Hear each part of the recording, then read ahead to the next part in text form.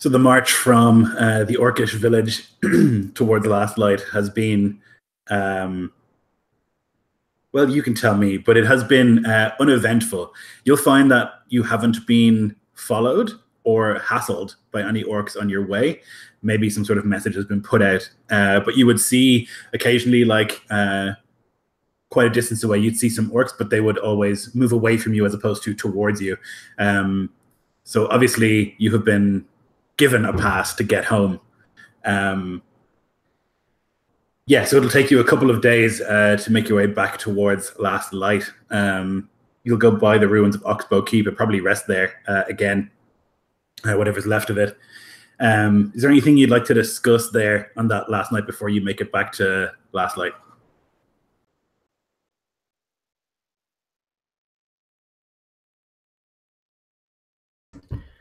I think Garak is actually doing his best to try and help Balthazar kind of grow accustomed to his new handedness. Maybe spar with him a little, possibly even toss some things at him occasionally, trying to get his reflexes used to using the other hand. Yeah, and you would probably find that Balthazar is uncharacteristically quiet and very inward on the trip back. He seems to be sort of lost in his thoughts, and you often catch him sort of looking off into the distance, sort of just sort of pondering, thinking.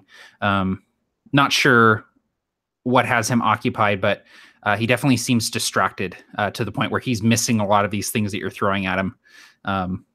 And doesn't seem too concerned by it.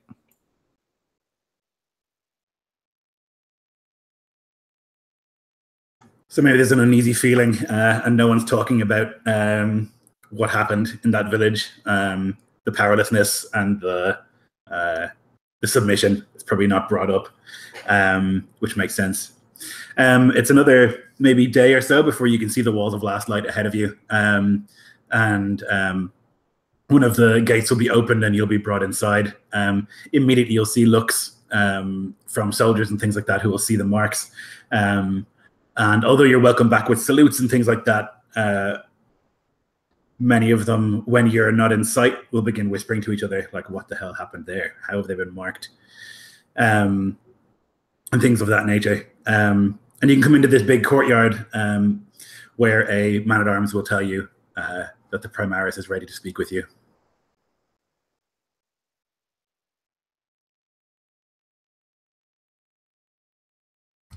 Knowing his place whenever they're back in human-controlled lands, Garak is kind of now fallen silent and kind of back towards the rear of the group, kind of sticking to himself. Are there any guards nearby of any type, Lloyd? Sure. Vasco has been maybe the quietest on the journey back. Wounds that have cut him deep and not the one on his face. And he looks to these guards and he says, "Manacle the beast." And he jerks his head at his orc. My lord. He'll look to some others who will grab manacles and ropes and stuff to tie up Garak. And while Garak is subverting himself once again, he is glowering at Vasco, just not saying a word. It's pretty obvious that Balthazar disapproves of Garak being put in manacles, but he doesn't press the issue. And you can see him sort of start to open his mouth, and then kind of he looks at Garak and just kind of nods to him, just sort of like, "Hey man, it won't be long. We're not here for very much longer." There's also the taking away of Tuvarok. They'll put various like long sort of sticks with ropes on the end and like tie them around his neck and his like various limbs and like pull him into a cage in the stable area.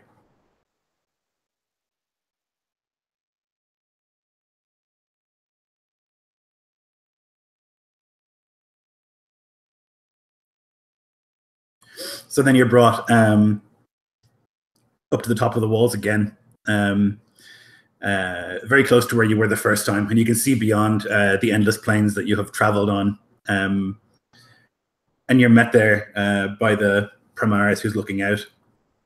He turns to look at you and like looks at the various marks. What happened?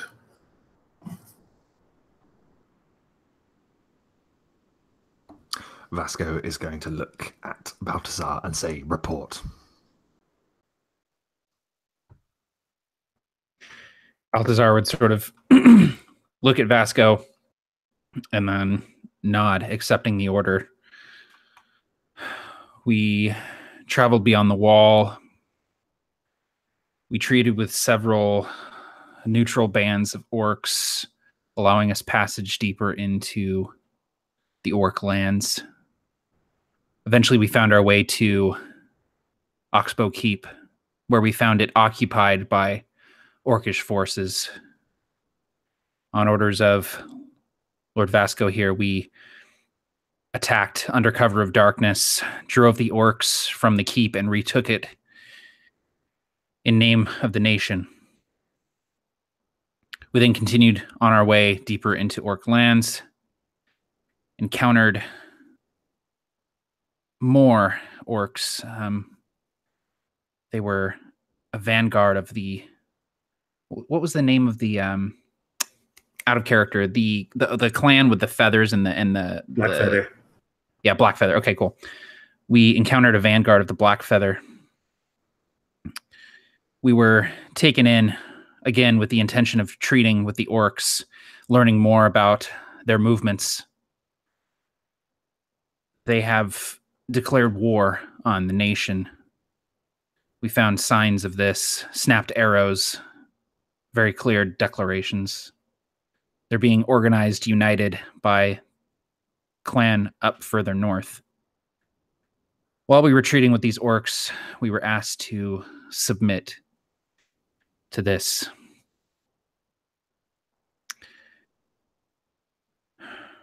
We all thought it best that we carry this vital information back here, carry on to fight another day, rather than throw our lives away needlessly when we carried such vital intel. So the decision was made. Is there some kind of leader among them? It's troubling that they would follow orders from other tribes. I would kind of look to the others, seeing if they wanted to elaborate, and I would nod to him and say, they're undoubtedly being led, and the orc who did this to us made that very, very clear.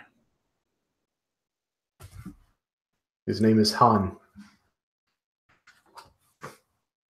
You did not meet him.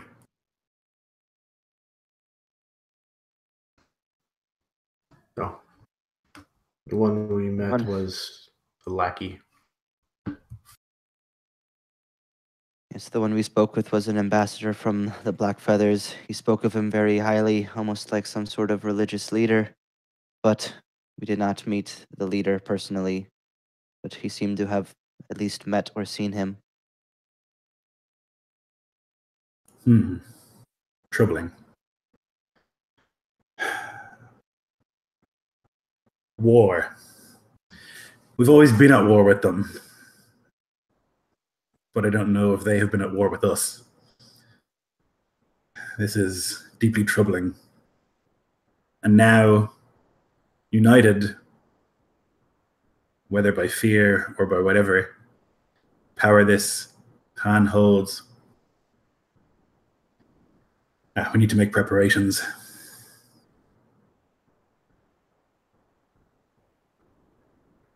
For you, in your absence, there have been There has been trouble on our western border.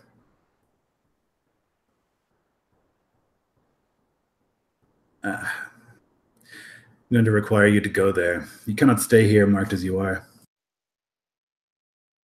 It sends the wrong message to the troops.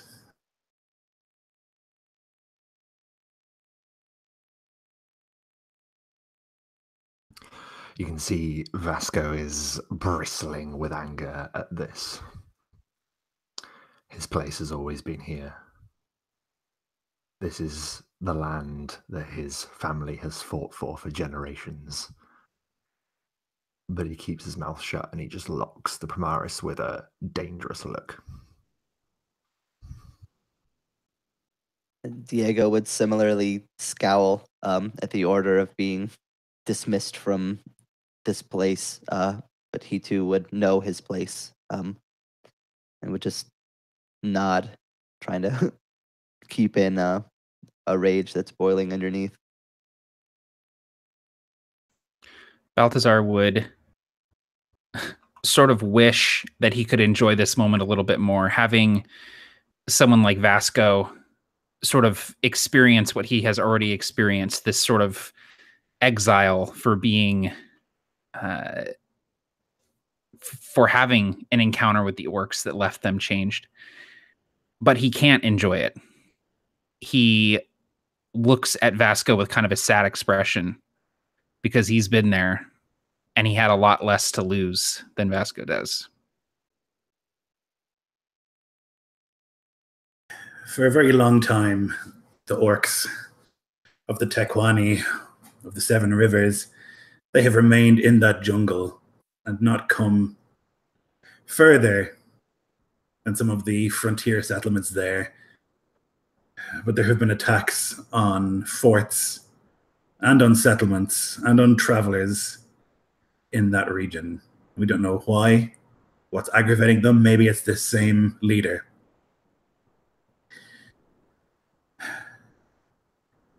The soldiers out there, they're not Scutarii. They're not made for this. They're nation soldiers. They're good men. They're frontiersmen. But they lack the experience and the capability of dealing with something as threatening as what's happening out there.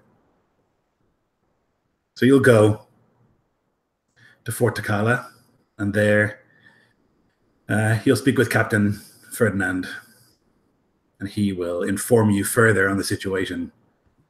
We venture further than anyone has into the wilderness. We shed the blood of the mutant. We kill all that we see. We sacrifice the way we look. And you repay us by sending us with green cunts into the middle of nowhere, some backwater fort. What is this shit, Primaris?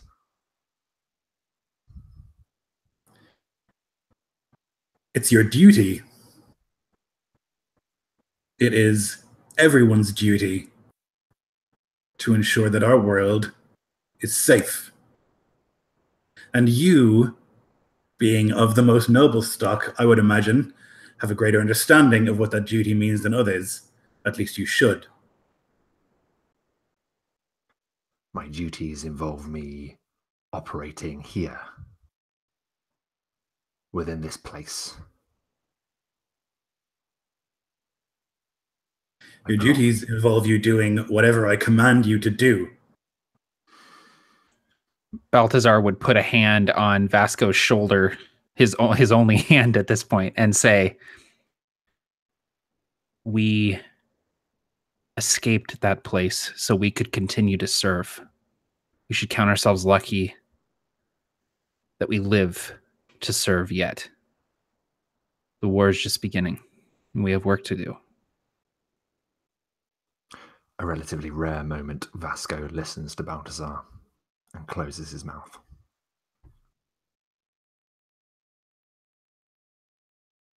It would be our honor to fulfill any service you would request of us. Diego kind of tries to ease the pushback between them.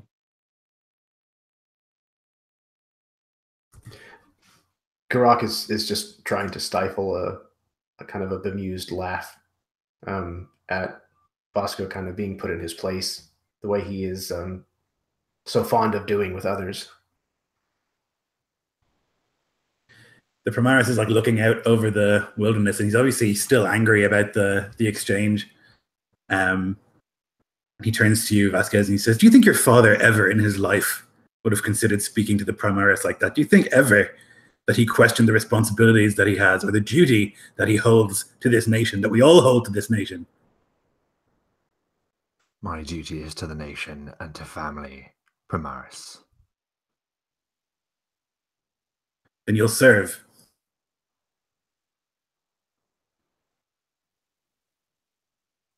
I've arranged for horses to take you to the canals on the west of the country. There you can take a boat up to Fort Tequani. When do we leave? Sooner the better.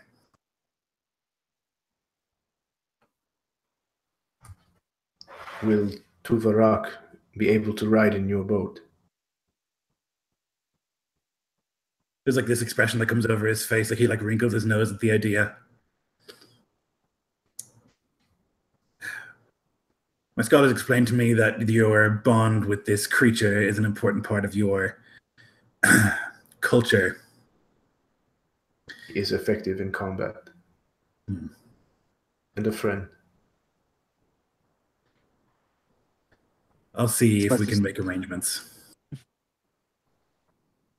For As that, as much as it pains to say, the beast has been quite useful. I can vouch for that. It would be good to have it.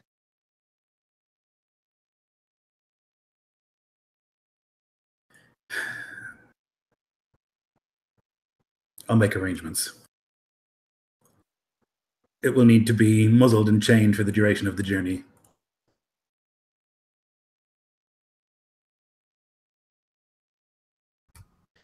You may have one day here in Lastlight. Write any letters you wish to write, and take whatever respite you wish.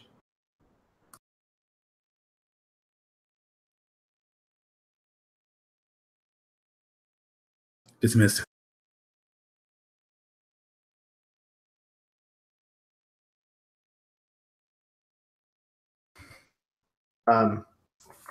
As Garak is being, what I'm assuming is probably led away to his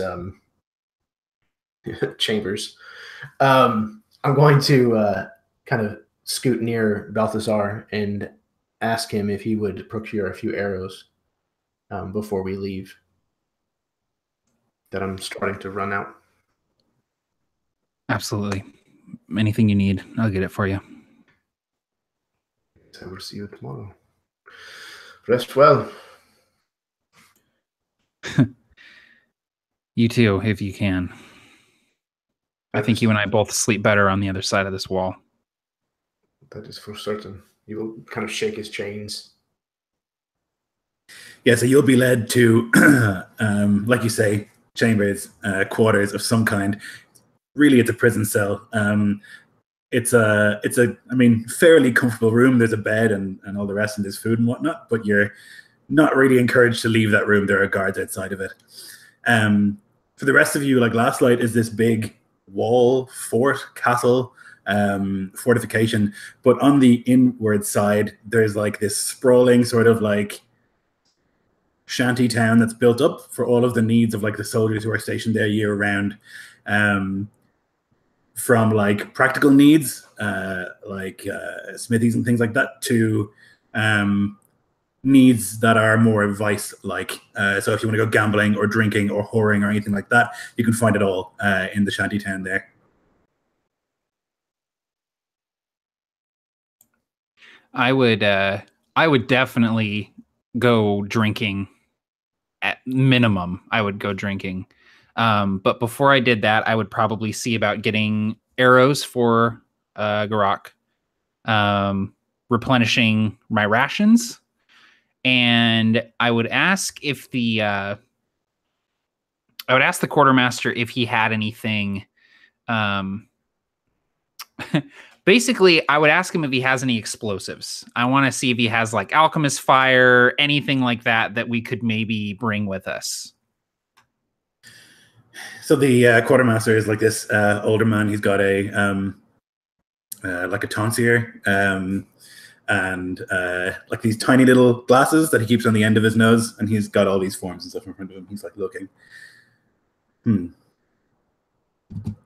He like taps gently on the desk in front of him with his fingers, like thinking. Explosives.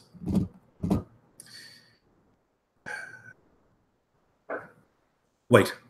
And he like turns around, he like goes into the this like back room and closes the door, and you can hear like all this like of like pushing things and like things being moved around. And then he'll come out with this little bag. Inside, you'll see that there are 10 like clay pots that have like a little fuse type thing running out of them. These are experimental, extremely explosive. You want to keep them away from fire at all costs until you want to use them. When you light that thing, you want to throw it as far away from you as possible. Understood. How big of a boom are we talking here? He like picks one of them up, and it's like hand-sized. 20 feet. I'll take them. We'll put them to good use. He like ties the and hands it to you. Awesome. So what are these mechanically? I don't know yet. They're basically you can throw them. Find out. Yeah, and they make an explosion. So I'll say that you can throw them the same distance you can throw a spear, and they'll explode, and we'll see what happens when they explode. Sounds good. I'll be passing these out to everybody. Well, we'll see. I don't know if Vasco gets any. He might start throwing them at Lastlight at this point. There's also like pistols and things like that, and if you guys are interested in those kind of like they're I guess you would call them flintlocks. It'll take quite a while to reload them, but they're useful to fire and then throw on the ground and then pull your sword, which you can invest in if you so wish. You'll all have proficiency in pistols. Yeah, having only one arm doesn't make a whole lot of sense for me to invest in guns that require two hands to reload, but I will absolutely, when I see my companions, I'll inform them that the quartermaster, he's just giving guns away. You should go talk to him, guys.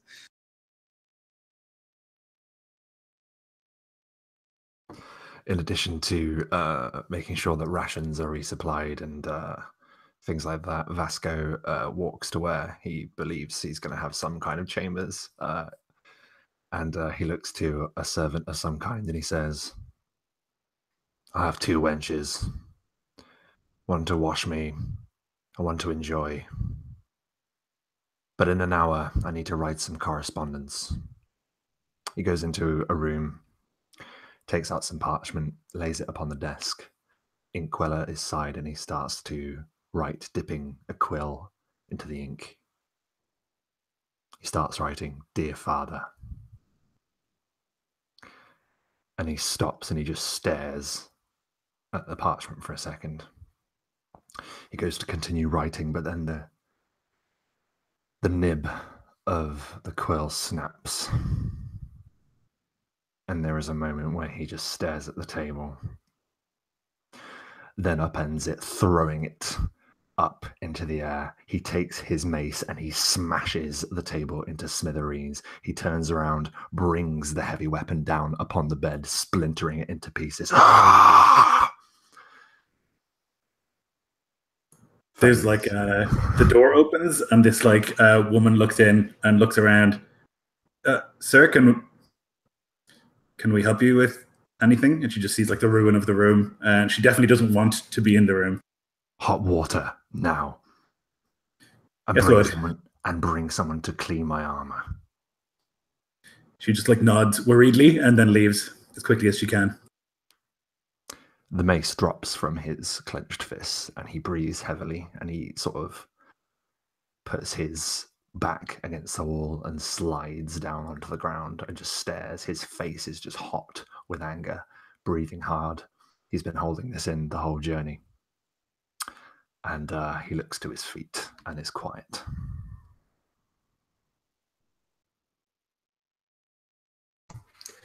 Garak, where he's in his cell, has gotten a candle and is actually meticulously going over his armor and his weapons, blackening them with soot in kind of these striped patterns almost, knowing that they're going to be heading into the jungle. He's going to do what he can to try and avoid detection.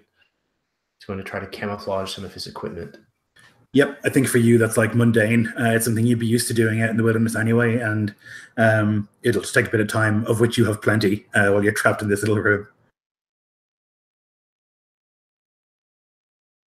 There will be a point when like food is delivered to you, and like the door will open, and there'll be like this little tray with like a bowl and like some bread and whatever, and the guard will just and then hand you the tray. He takes it from him and, without even losing eye contact, begins eating the food that he spat into, knowing that he's going to need his nourishment.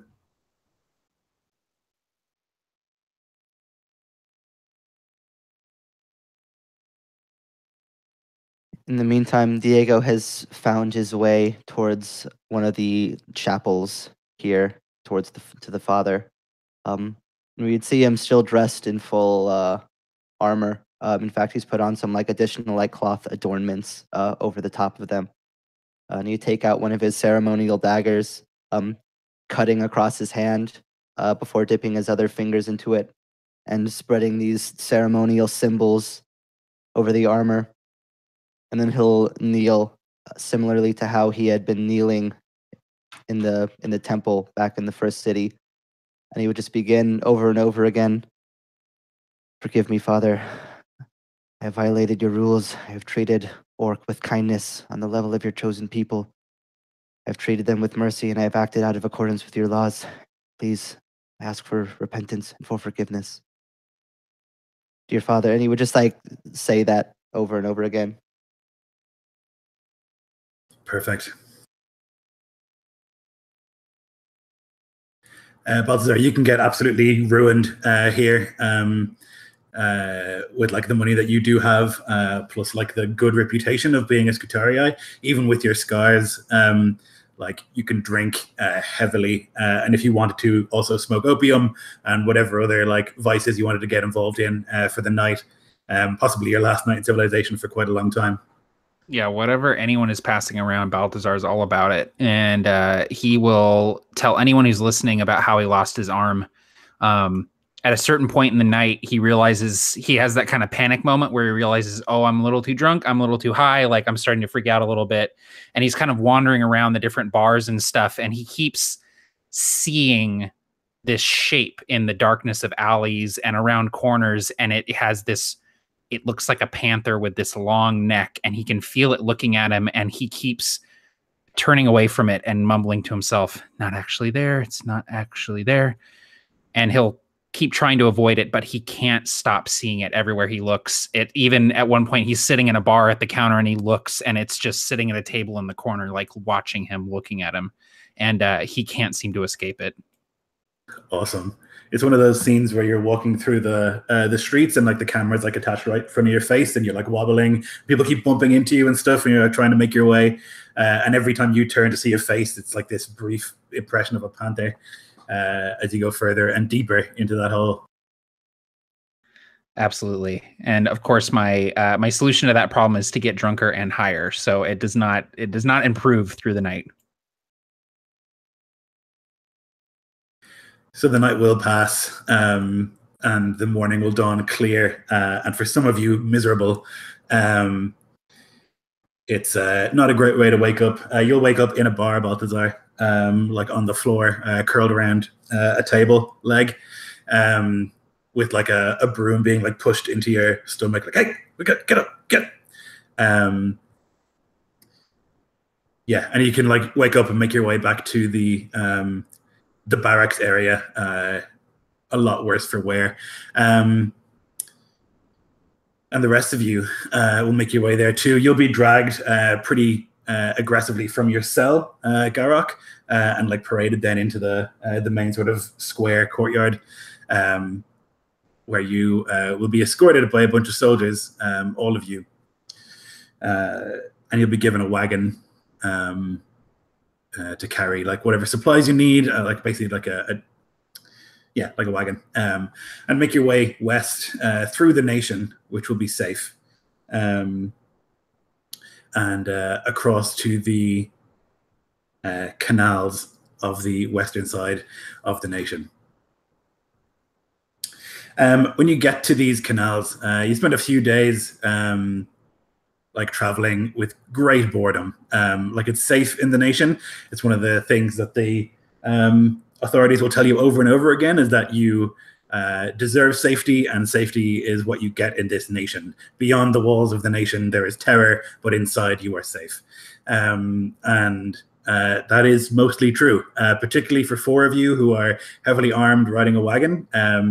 Nothing hassles you. They'll often say in the nation that there is no crime, that there are no bandits, that all of these things don't exist in the nation, that everyone works together for a greater future. I think you probably know that's not true, but you also probably know that bandits aren't stupid enough to mess with the 4 of you. And so you make your way across to the western part of the nation, to Torrent, Spain, which is like this huge canal system.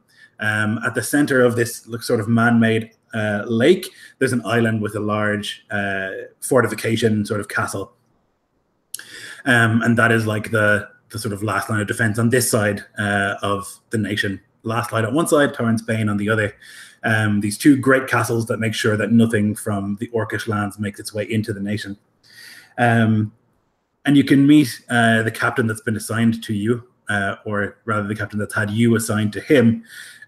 He looks none too happy about it. He's got a long sort of twirling mustache that he's like waxed up into a curl, and this sort of short crop salt and pepper hair. He looks like he spent every day of his life on a boat. His skin is like leathery and tanned and almost salty looking. And he'll like look you over. Which one of you is the leader? He like looks unsure, although his eyes are looking at you. Lord Vasco de Leon. What is the situation? Lord. Okay, boss. Okay. Well, and he like nervously like wipes his hand on his like filthy little waistcoat. Well, boss, here's the boat, and it's like this sort of wide barge, sort of flat bottom barge. And there's like maybe 4 other sailors on it, to take you all the way to, well, Pale Tree is as far as I can go. It's only a short walk from there to Fort Tequani. Boss, sir. Lord, sir.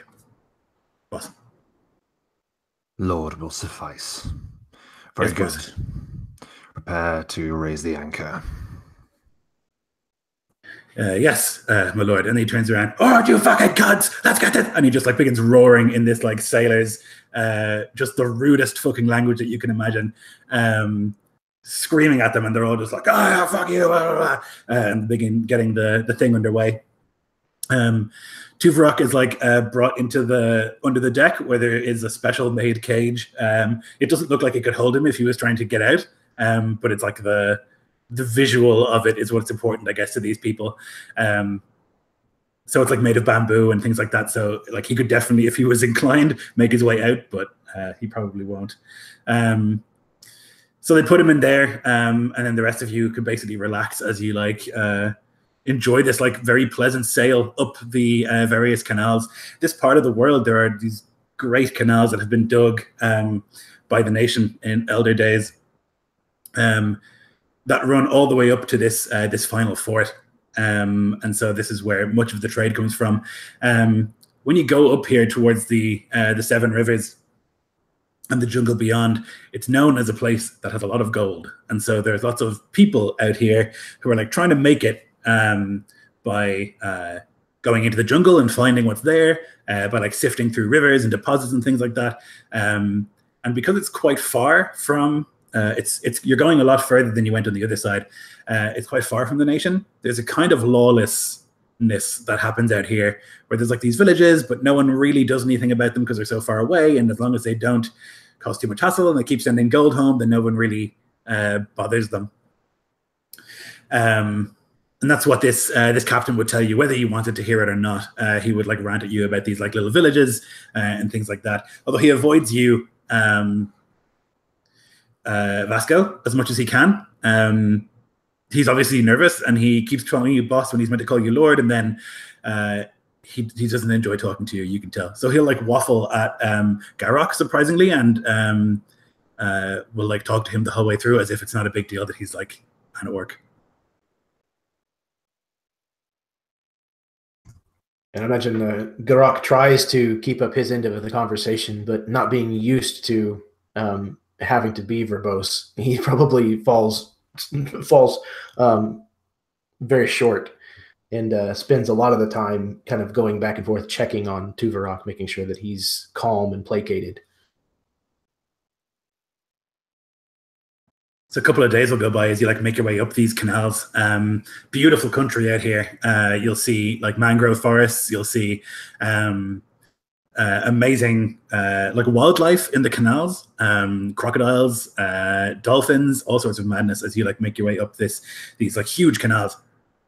And as you kind of get closer, this captain will like approach you, Vasco, and he'll say, "Yeah, boss,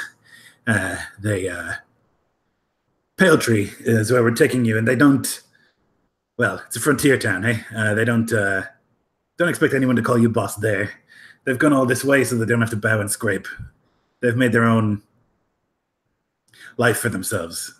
They're not so polite as I am, boss." I am very aware of the lawless scumhole we approach. I thank you. Sounds like my kind of place. Balthazar nods. Yeah, sounds nice.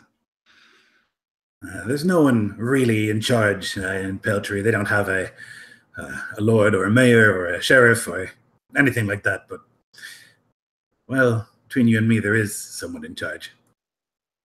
And who is that?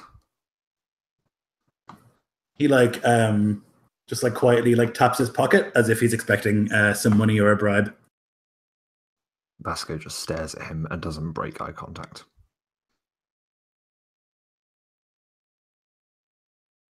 He's like looking at you, and he's like, he just does it again, like a. If you seek fortune, you will be rewarded. But first, I need to see if this information is worthy of 1, my time, and 2, my gold. Yes, boss, of course. Can't blame a man for trying, eh? There's a woman there. They call her Esme. She runs the Red Door, one of the brothels there. I suppose she's as in charge as anyone could be. What makes her so special to be worthy of note? People listen to her when she talks, and she runs a big business there. A lot of the big meetings happening in the Red Door. If she has the ear of these settlers Vasco describes generously, then it may be worthwhile to meet this individual. I thank you for the information. Brother Diego, pay the man.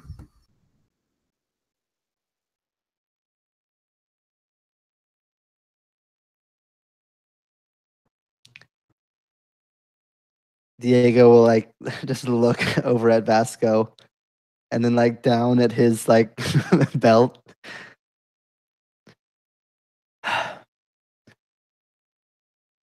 How much? Whatever you think is fair, Padre. And when I'm saying you a lot of time, hey, you're going to go there, you don't have to walk around and maybe go into the wrong bars. Now you know who's who. I don't know how much that is worth to you, Padre. I'll just pull out a gold piece and give it to him. He takes it and looks at your rich robes and the fact that you're obviously nobility, and so is Vasco, and looks at it and thinks better of saying anything and says, "Thank you, Padre," and he puts it into his shirt pocket.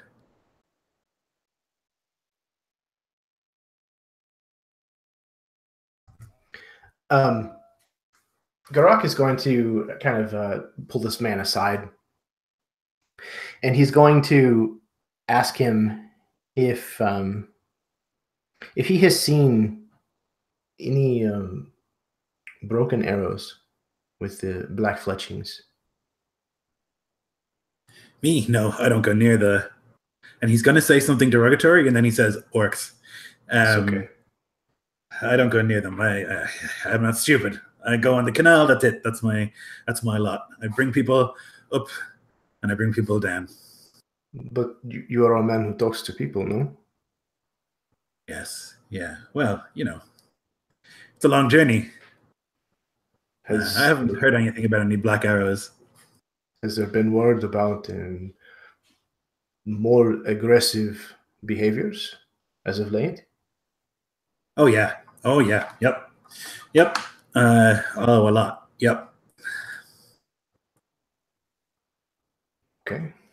This is good. This is good to know. And he's actually going to remove one of the orc scalps from his belt and present it to the man as an offering.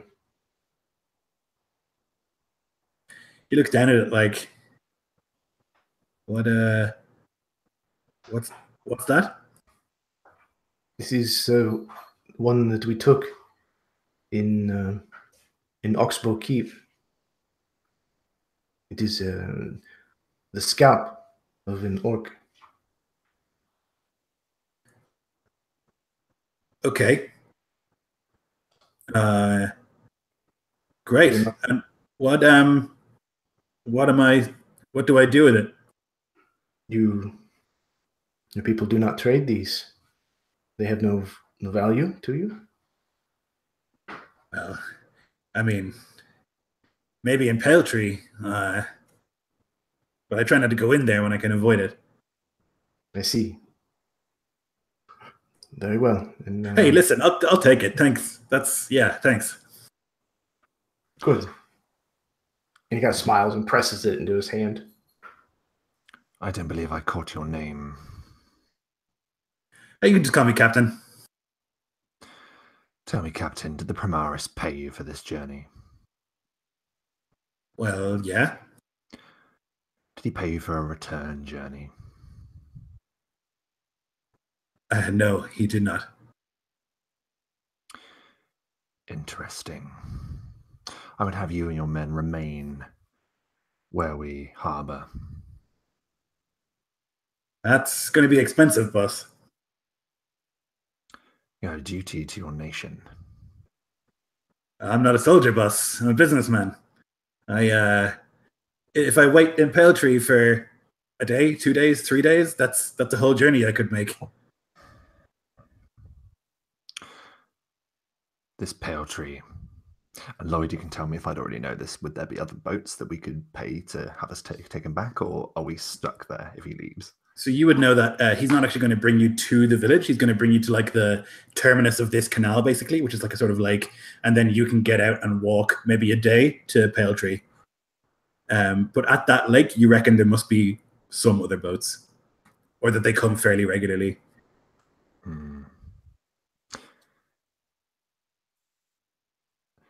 Never mind. Thank you for your time, Captain. Hey, thank you, boss. Vasco bristles. And Baltazar would say, under his breath, but loud enough for Vasco to hear, I think you might have a harder time here than you do with the orcs. a rare laugh. So the journey continues, and you make your way to this. Calling it a lake is generous. It's more like a pond, really, where he like pulls up to like this jetty and ties off the ropes, and he like points about half a day that way. And if you go up that hill, you'll find Pale Tree. When you get to the jungle, and he points this way, you can go there, 7 Rivers, but I wouldn't. It's dangerous. Hey, boss.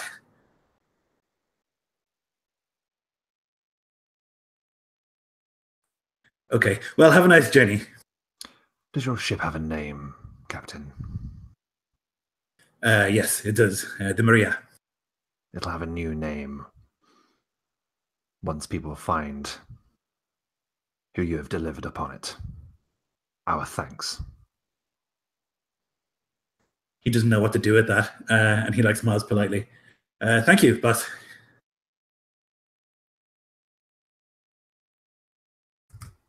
Very quickly, Garak makes sure that Tuvok is offloaded and out of the cage as quick as he can, and takes the moment to kind of actually have him run about and be free and play, on the bank of this lake for a little while before the rest are ready to go. Yeah, Tuvok's like a little puppy. He gets out there and he's like running around. He's like doing that little puppy play stance, and you're like running up to him and like playing with him, and he's like super excited to not be in that cage anymore. You guys can hear like the strange laugh, which is usually quite a threatening noise, but like now seeing him like mess around like a dog or like a puppy, it's not so threatening.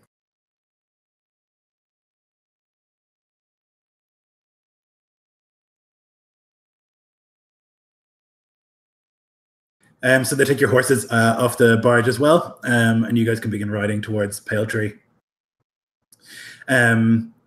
It's thick, sort of foresty, jungly country around here. And you'll see lots of like creatures. There's bugs absolutely everywhere, mosquitoes and things like that, which quickly gets annoying when you're not used to it. You'll see all sorts of like dragonflies and things like that floating around the place.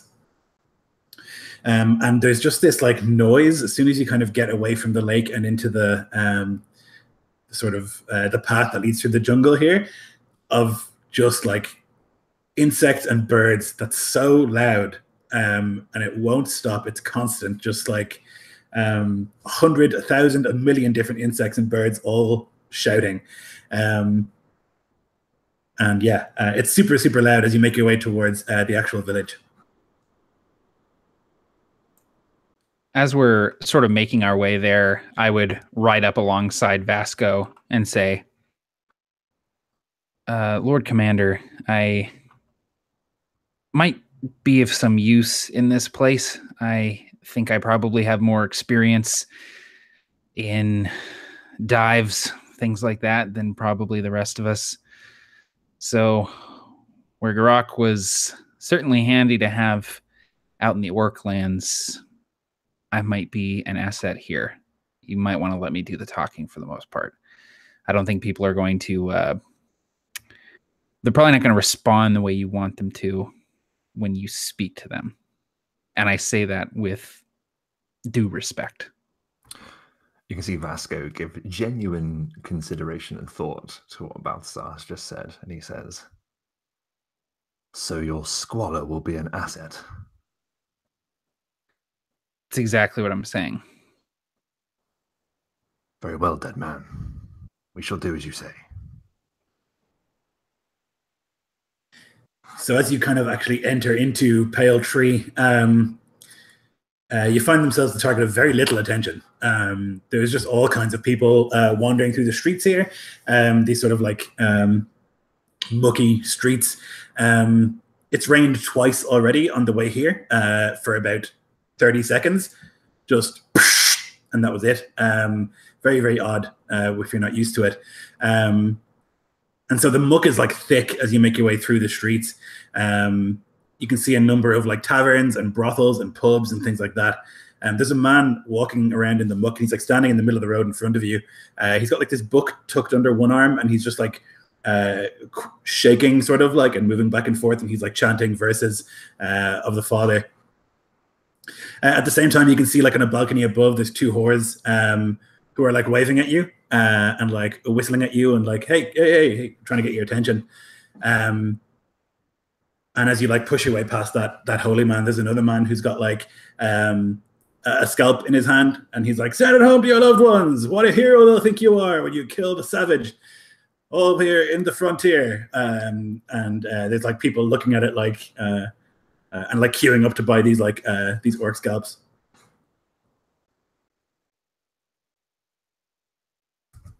Grok like scoffs as he kind of like, runs his hands through the multitude that he has at his own belt. You cannot buy these kinds of things. These are trophies that are meant to be taken.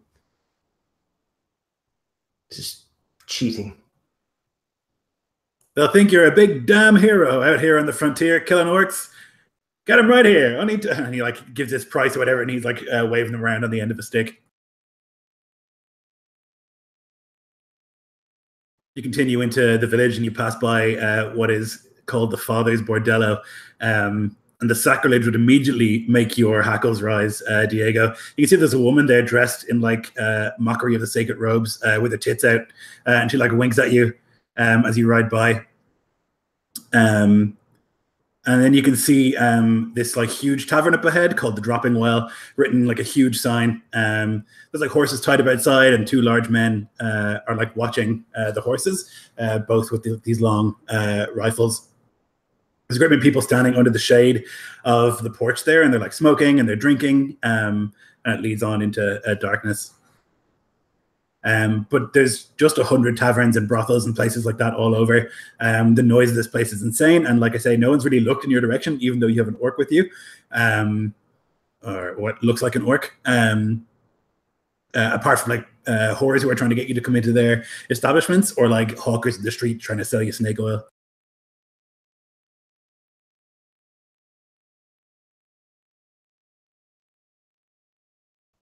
So then the plan is to find this red door, yes? If we want to speak to this woman in charge, then yeah, I think that's where we want to go. Well, as interesting of a place as this is not where we are to stay. We are to press on, yes? Yeah, Fort Takala. But it might be worth it to get some information while we're here.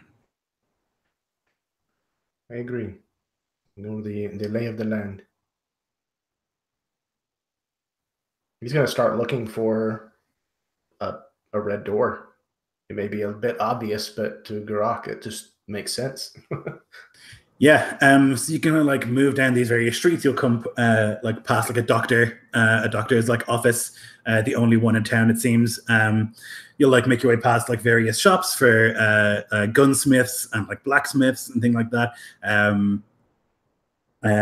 There's like several like there's obviously one doctor who has a doctor's education, but there's many like herbalists and people who sell like tinctures and unctures and things like that. But one of them is obviously like an actual doctor, and he has like a stone building, while the others are like shacks and huts. If you ask around or like look for the actual red door, you'll find it quickly. It's another stone building, obviously one of the older buildings here. Very fine. There's no sign. It's quite a tall building with like balconies and stuff. And like leaning over the main balcony is this woman. She's got a cup of coffee in her hand, and she just like takes a sip as you approach. As we're approaching, I would look at Vasco and say, do we want to try and get some information while we're here, or do we want to push through to the fort? It's your call, Lord Commander. Vasco just regally nods his head once.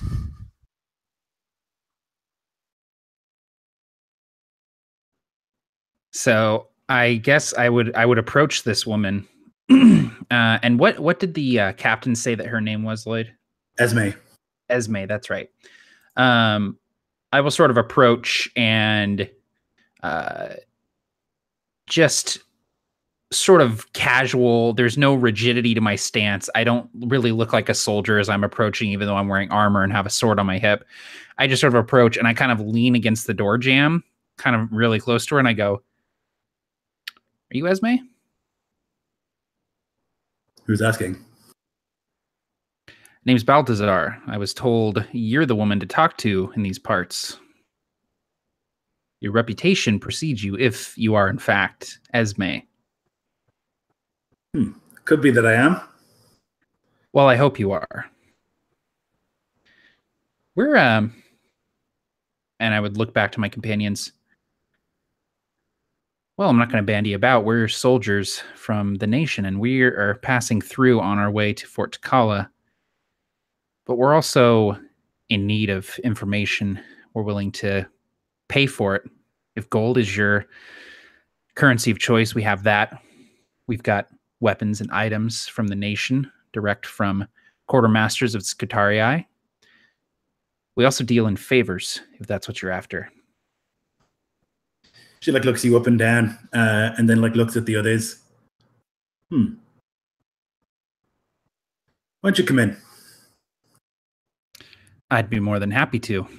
And I'll look back to my companions and sort of wave them over.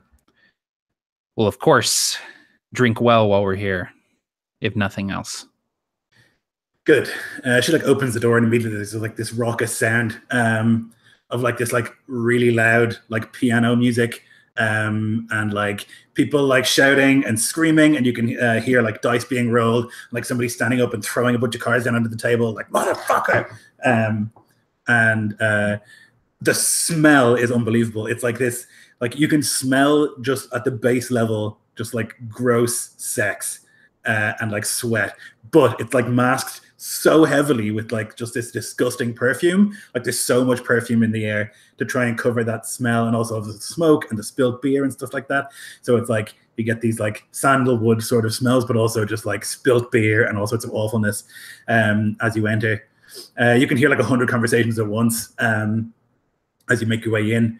Esme like walks snaking through the crowd as if she was born to do that. She like is able to get through without any hassle, but for you it's a bit more difficult. It gets packed in here. And there's like a girl comes over and she says, "Gentlemen, why don't you put your things down? I'll have someone look after you. Drink, smoke, fuck." Yes to the first, maybe to the second, and we'll see how the night goes to the third. And Balthazar is kind of like just drinking this in. He gets a big whiff. Like if he was a ranger, this would be his favorite terrain. So he's loving this. Diego is like exactly the opposite. Like he couldn't stick out more if you painted him red. Like he's just like standing, just like perfectly straight, like uncomfortable. His face is like twisted in agony from the smells. Just everything about him looks like in pain. Like he's been more comfortable being like tortured and mauled by orcs than he is in this building. Yeah, it's loose morals and loose women everywhere that you look. Garak he looks like a child who's discovered a new place. He doesn't understand exactly what he's seeing because he didn't understand that humans could actually behave this way, much less openly in front of one another. So he's very amused by it all, and just simply kind of says, "Yes, I will drink and smoke."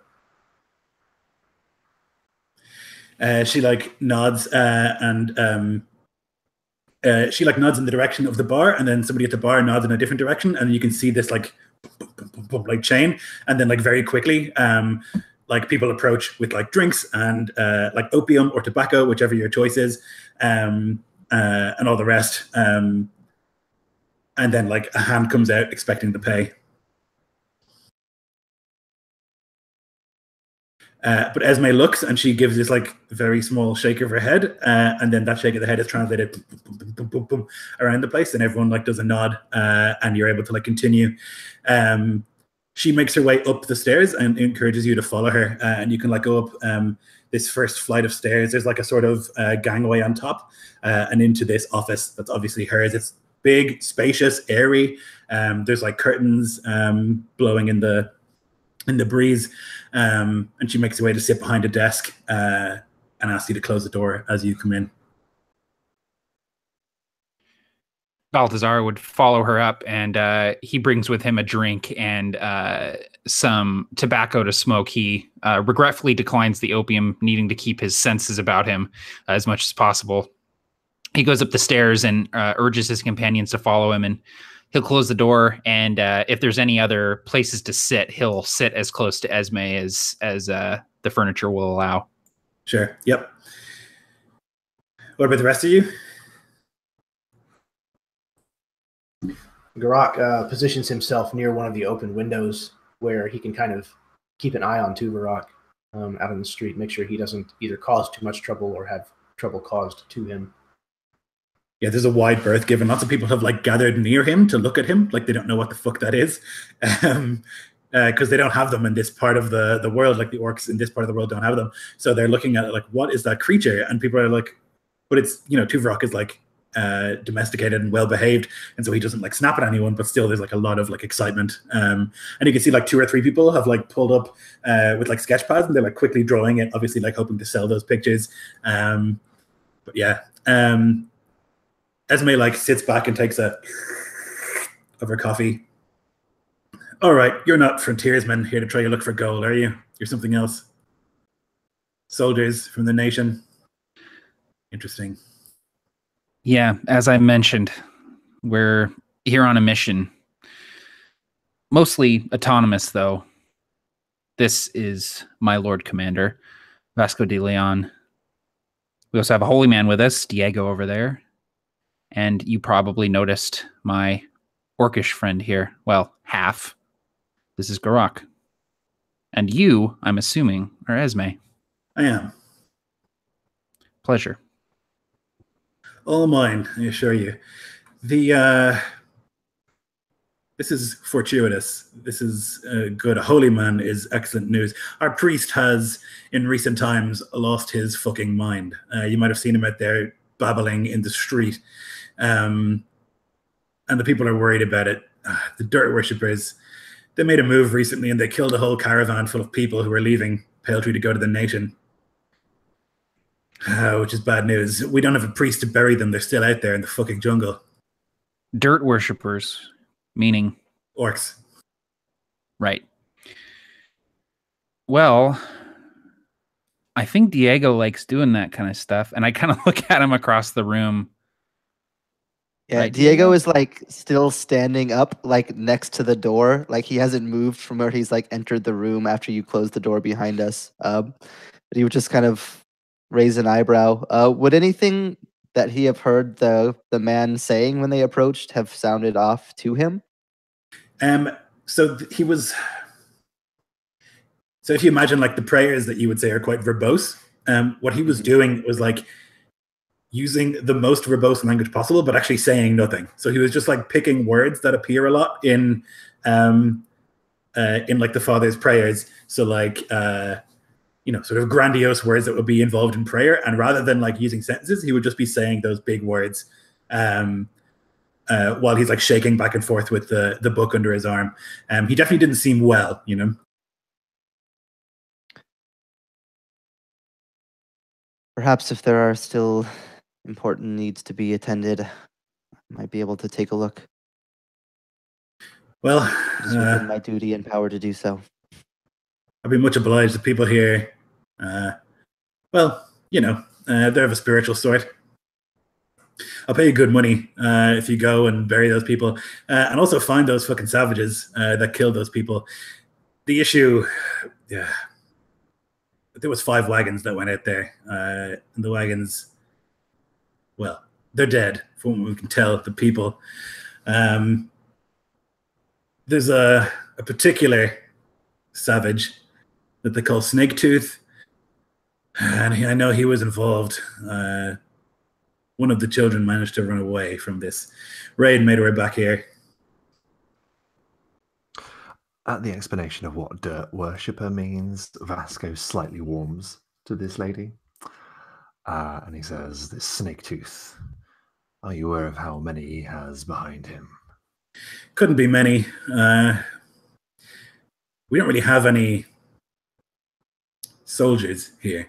We can't really force anyone to do anything. There's no law here, as you might be able to tell. We have plenty of people who are capable, which is why they haven't come and fucked with us. But it's very hard to organize anything or like get people to go and risk their lives. You, if I pay you, you wouldn't even be risking your lives. You're Scutaria. You should be used to killing orcs. If you can kill this snake tooth and bury those people, I'll pay you good money. Money is one thing. We'd be willing to forego some of the money in exchange for whatever information you might have on the Blackfeather clan. She like raises an eyebrow. Well, let's say I know something about the Blackfeather clan. Let's say you do. We'd be willing to do this work for you in exchange for that information. That sounds good to me. Yeah, people are scared of the savages. It means they're not paying for whiskey, they're not paying for pussy, and they're not paying for dice, and it's bad for business. I need a bunch of scouts back here. I need that snake tooth's head so people will stop worrying and get back to their vices. You said that one of the children returned. Yes. So there were others that they killed? Well, we haven't sent anyone. Well, one person was willing to go, and he said that all the men were gone. Sorry, all the women were gone. All the children were gone. All the men were dead. I see. They were taken captive. This is unusual for the orcs that I know, at least. Yeah, well, I don't know. These ones don't look like you. They've got a lot more. And she does this. Shit in their face. I see.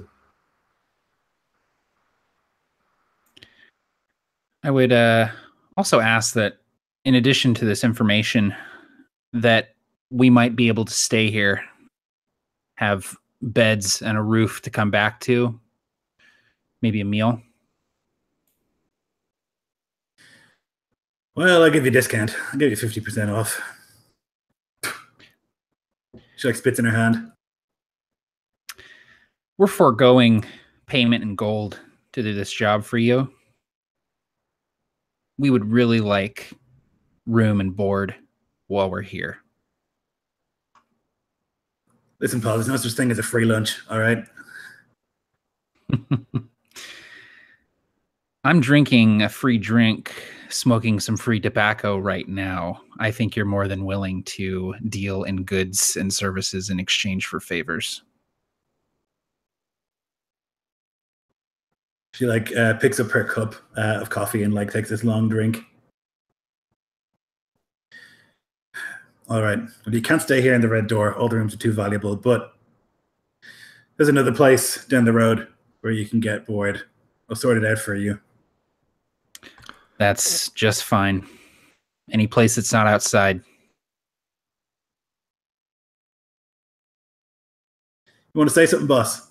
She looks at you, Vasco. A flinch. Vasco looks down at his greaves and then looks back at her and he says, I'm Lord Vasco de Leon. And if you were to allow us the gracious pleasure of rooms here in this fine establishment, my family would look kindly upon you and your establishment here. I understand you have trade of a limited kind with the nation. Gold flows freely like water from our keep. I can see that something could be arranged, shall we say. You do business, do you not? She's like thinking about it. She says, listen, boss, the thing is when we come out here so that we don't have to deal with laws and your kind of people people who expect things because of the way that they're born. It's not how we do things out here. I don't mind making a deal with you, but something vague like that, that's no good. We got to write it down. We got to make a contract. We got to spit in our hands and shake. Forgo the spit, and you may make a suggestion. Yeah, it's not a real deal unless we seal it with a handshake. Then what would you require?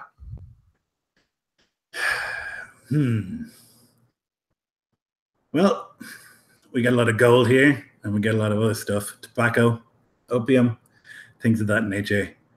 We can ship those down to you. And she gets into the nitty gritty of a business deal that I wouldn't be capable of doing because I'm not a Wild West businesswoman. But she would know better, and she would make a deal that is very much in her favor. Vasco suddenly has an idea, and he says, "These dirt worshippers that you describe, they endanger your people. While we may not agree on everything, we have a common interest. You stand upon the border of savages. If we were to arrange a shipment of arms and ammunition, you would be doing us a favor." She sits back and she says, "You'd ship us arms, guns, and more. It's time that we begin to bring you into the fold, as it were. After all, I'm sure you don't want to defend our borders for free, do you? And that can be a persuasion if you want." No, I like it. She leans forward and she says, "I like this. I like it. But in return, you and your big bosses have to give pardons for the people who live here. Almost all of us are criminals." Vasco looks very briefly over to Brother Diego and he says, "I have friends in high places. I'm sure a word or two can be uttered. But we will talk of this another time. For now, if you allow us room aboard here in this establishment, I'm sure we can come to a much more agreeable deal once our business here is concluded."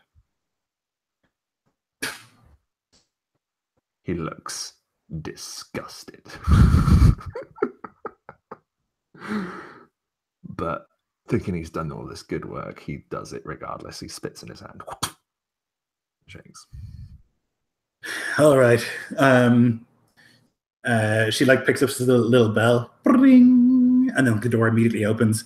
And she says, "Rooms, 3rd floor for these." And the man looks at her "Really? Rooms here?" And she just gives him this nod. And then he says, "With me." I would stand and extend my hand towards Esme. It has been an absolute pleasure, and I look forward to frequenting your establishment. Good. Glad to have you aboard. Maybe this will be profitable for everybody. And she shakes her hand.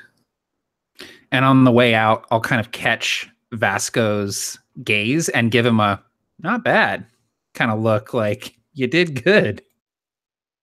Vasco gives a smile, and when they're out of earshot, he turns to him and says, "This place doesn't seem so bad at all. They share our hatred for the filth, the mutant. This could be used to our advantage."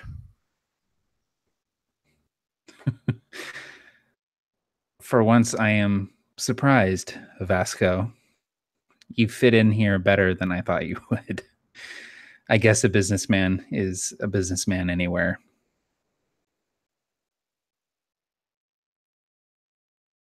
He leads you upstairs and opens the door and he is "Ow, ow!" And there's a bunch of half-naked women and angry men who are forced out of this big. There's 4 beds in here and a big balcony and stuff like that. There's no changing of sheets, anything like that. And he's "Here you go, make yourself at home."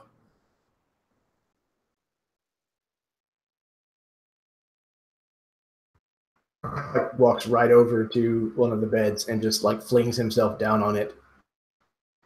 This is something that the woods will never have over a city. He just starts kind of relaxing and stretching.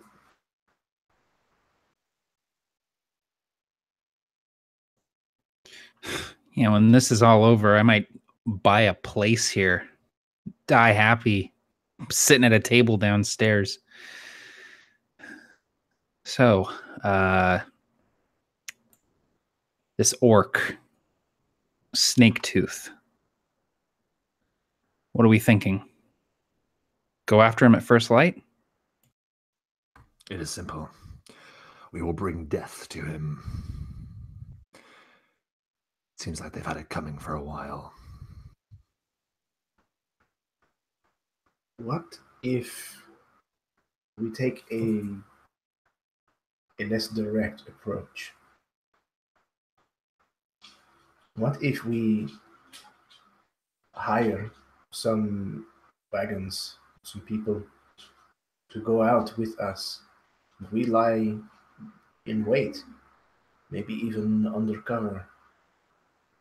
He's a lot more likely to attack if he does not see us. Damn, Karak, yeah, that's a really good idea. Based on what Esme told us about this guy, he's probably a coward if he's only attacking wagons. He'll probably steer clear of us when he sees armor, goods steal from the nation. Yeah. If he is raiding this close to a town, chances that he has a camp is very slight. I don't like it. Innocent people. And then he says innocent people and then looks around. I like your idea. I think it'll work.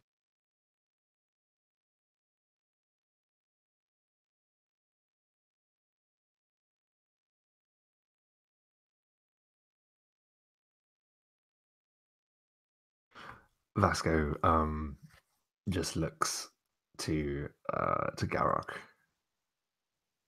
and he opens his mouth as if he's going to say something offensive, the usual, and then he just gives a nod and says, "Make the preparations."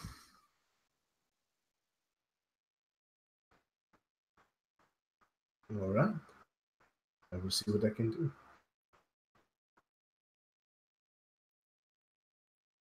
So you're going to sleep? Are you going to enjoy the insanity of this place? What do you want to do?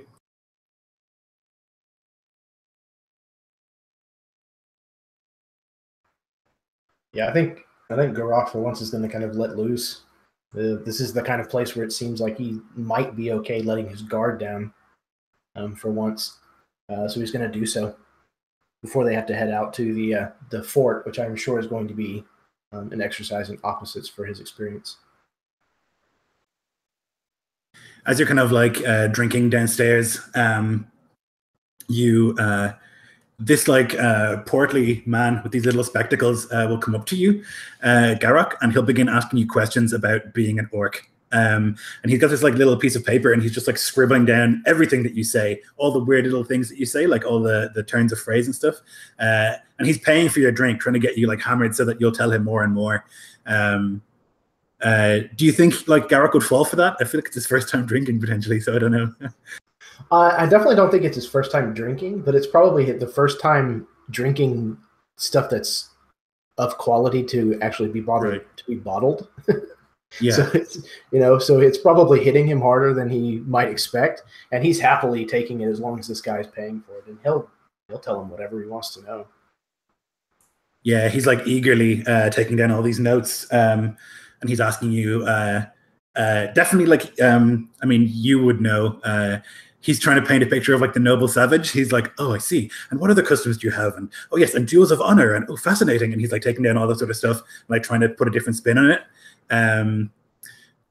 Yeah, and I guess the rest of you would see Garrock talking to this academic throughout the night. Well, Diego would not see it, as Diego would not leave the room for the rest of the night.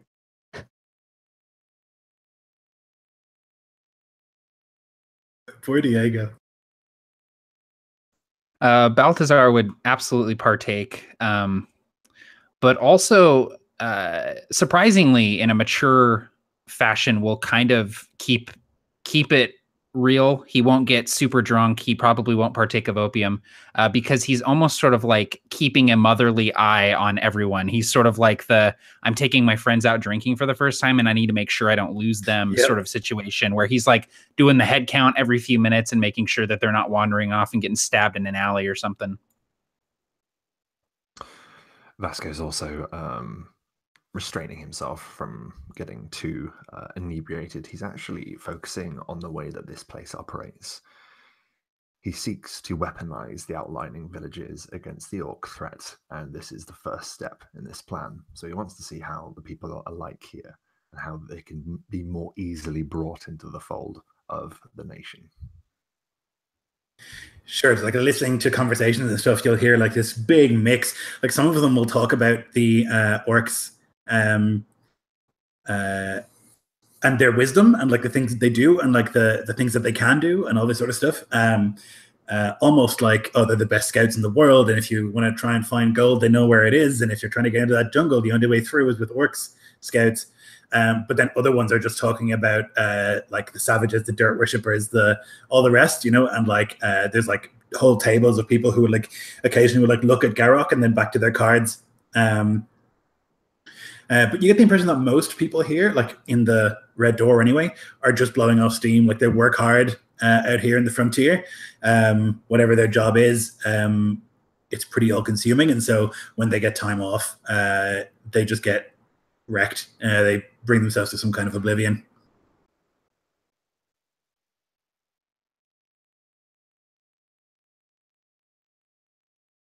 So the night will pass with you enjoying yourselves. And there will be a point later that night, Balthazar, you would see that those people at the table who have been looking at Garrock, who have been playing cards, like at one stage, one of them will like get up as if to go to the bathroom, but he'll like walk towards Garrock instead.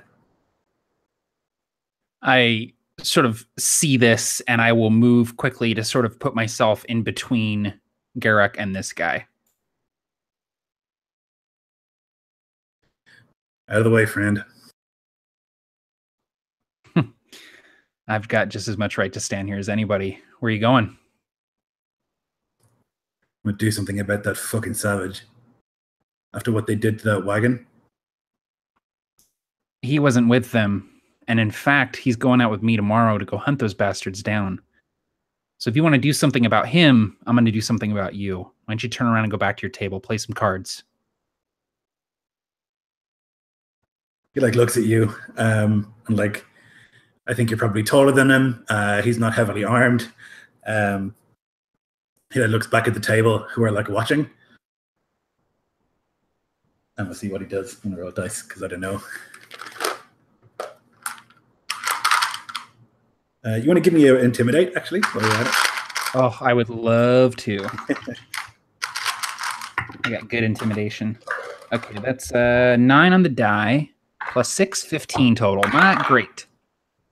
Okay, it's better than him. So he like looks you up and down. You can sense, even with like the missing arm, that there's some sort of threat about you. Like there's the way you carry yourself. There's something about it, and he'll like break the eye contact first, and that's when you know that he's broken. He'll like take a step backwards and like mutter something about for savages, dirt worshippers, but like make his way back to the table and sit down with the rest of them. And like a couple of them will like laugh at him as he like sits back down, but some of them will be like staring at you. I will see those kind of dirty looks and I'll look to the bartender and I will slide a stack of gold coins towards him and say, round of drinks for that table over there. And then keep him happy. He nods and like pours a couple of whiskeys and they're brought over to the table. The guy who you had like bullied into sitting down, he like lifts it and like looks and then like does this sort of like and like drinks it like he gets it. And they'll go back to playing cards and there'll be no more trouble. Like Garrock kind of notices that Balthazar is suddenly standing nearby, and he kind of drunkenly and loudly like calls out to him, Gulta! Gulta, come here. I was just telling this man. He kind of embarrassed. I don't know your name. This friend here. I was just telling him about how regal we really are. He's very interested. You should back me up. Tell him. Phineas, he put out his hand towards you, Balthazar. Balthazar, pleasure. And I'll take his hand with my one good one. Doing a little research, are we? Yes, indeed, sir. You're a friend of Garok's. What did he call you there? Is this some sort of term of affection? Garok and I go way back. This is Gupta. And what is this? Some sort of blood bond, something like that? No, Gupta means ghost. Ghost, fascinating. And he's like scribbling. And why ghost? Garok kind of looks at him. And if Garok starts to speak, Balthazar kind of like grips his shoulder, kind of like, hey, and he'll go, my skin, it's so pale. It's not green tinged like him. So he calls me Ghost. Fascinating. A racial slur towards superior humans. Amazing. Wonderful. Garok looks very confused. Like, that's not it. What are you talking about, man? That's not why I call you that. Yeah, Garok and I, we fought against some of the same orcs together. It's strange how things work out beyond the wall. Very strange indeed. Fascinating. Well, it's such a pleasure to have. Well, so often the encounters that we have with the orcs are short and violent, but it's so fascinating to. And he's just like blah, blah, blah, blah, blah, blah, blah, like 100 miles a minute, just like scratching notes the whole way through.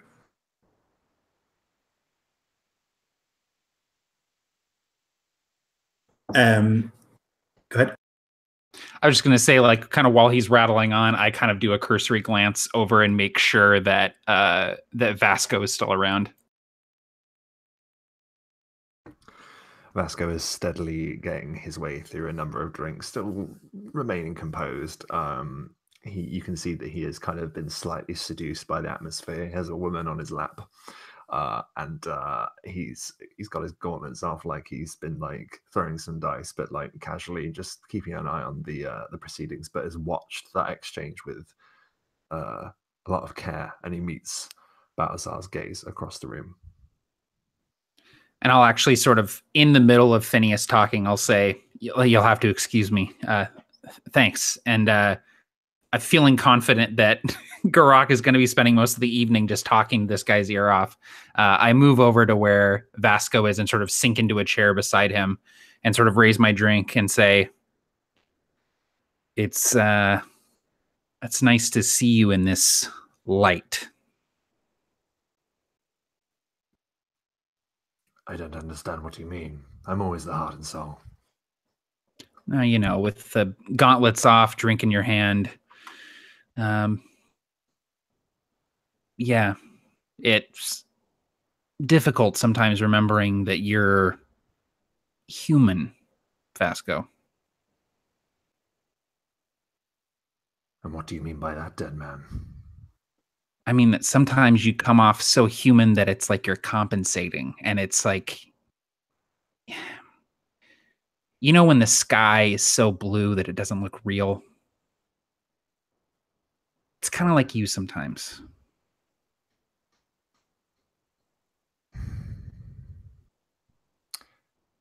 You forget yourself, dead man, Vasco says, his eyes meeting yours, but then a slight smile at the corner of his mouth. You forget I come from nobility too. I've just been out of it for a while. A lot of people in my family like that too blue of a sky, as it were. But you're a good man, Vasco. A lot of times since we've been on this side of the wall, we probably would have died. So I appreciate it. I do not need your thanks. Just your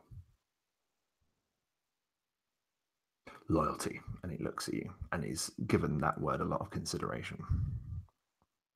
Hopefully we will see that blue sky between the trees. Not too long a time.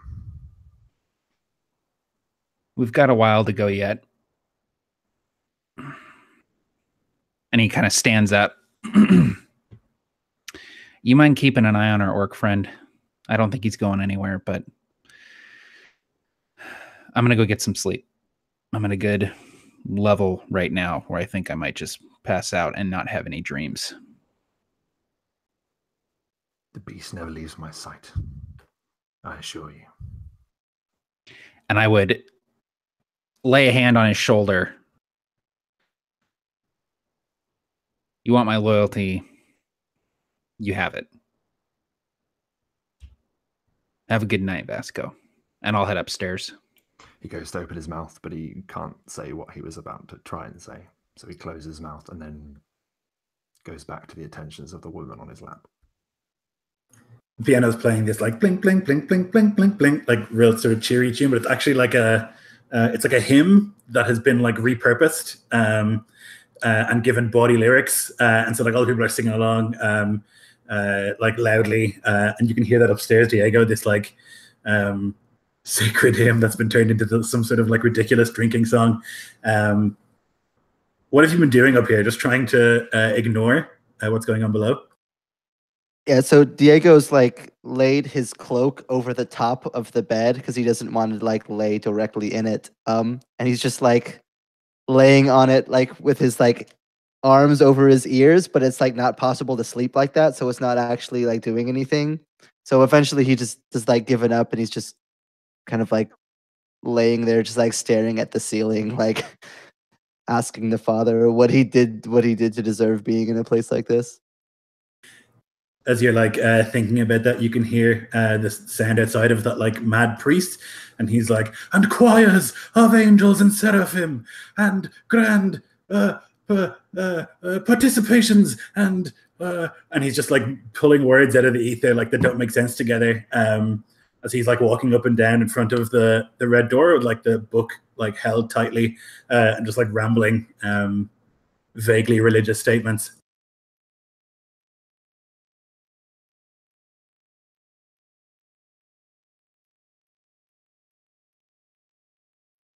But the night will go by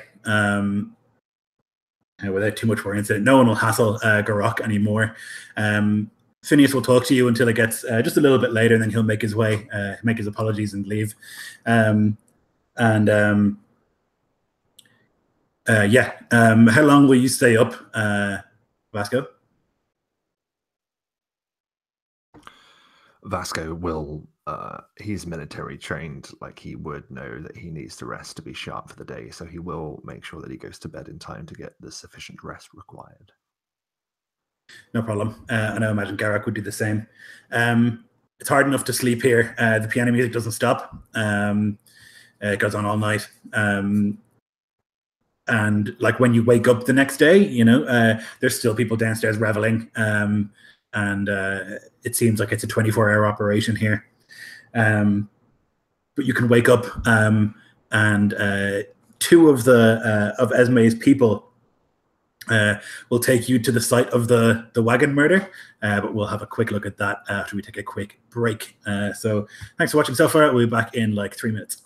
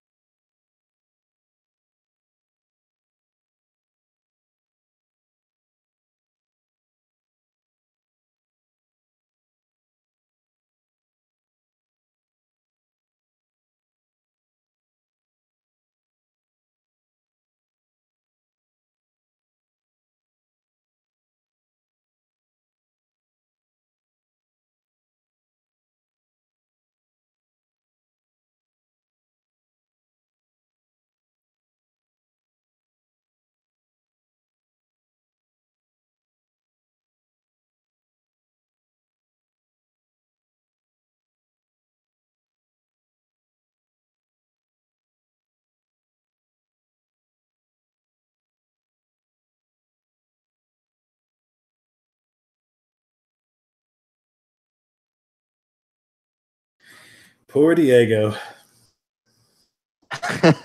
Not exactly his scene.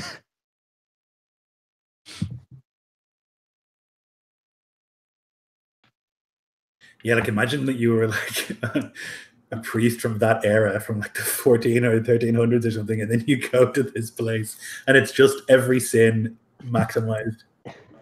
Yeah, just read the book and take every rule that you find and flip it backwards, and like Yeah. that's what a place like that is. It would just be like actual hell, I imagine. Yeah, whatever Sodom and Gomorrah is in the Father's teachings, like that's this place.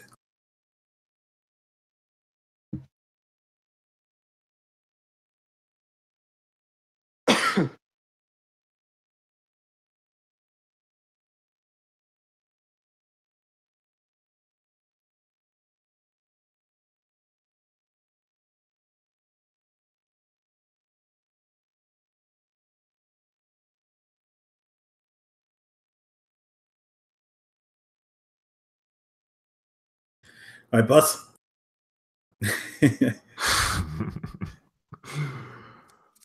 Very funny. It made me, that made me laugh a lot. I just, yeah, I want to weaponize these villages, man. If they're on our borders, Yep. It'll make them useful. It's a good idea. I mean, they're already kind of protecting the place, you know, like you say. Exactly. Just by being there. Yeah. Yeah. Yeah. I'm very intrigued by this. What was it? Snake fang? Snake tooth. Snake tooth. Very intriguing.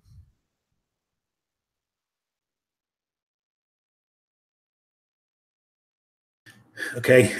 So we're all back. Balthazar, as you were sleeping, you had this dream, despite your hopes of having gotten the correct amount of wasted. You just like could hear this like, and you can like see yourself like flying like over the jungle, and you can just see down below all of the like wriggling insects, all of the birds in the trees, all of the apes, everything else. You can just see them all like moving like this nerve system, and you just like are moving steadily towards this like red light, and just this heartbeat, this it's louder and louder and louder until you can see in the distance atop this like pyramid, this like huge red heart, and like you look at it and then you like wake up covered in sweat.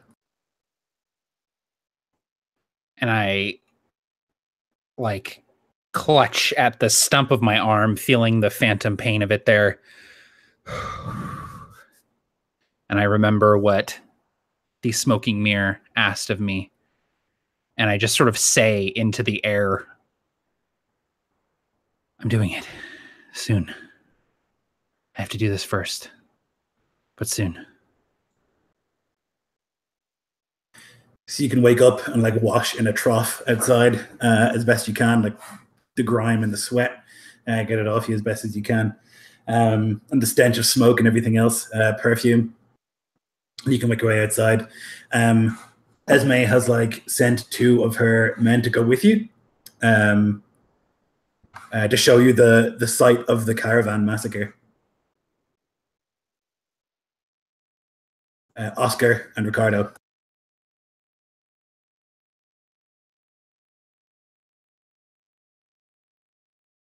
They're both just like obviously thugs, like hired thugs that like work for Esme, and like it's their job to kick the shit out of people who don't behave in the bar.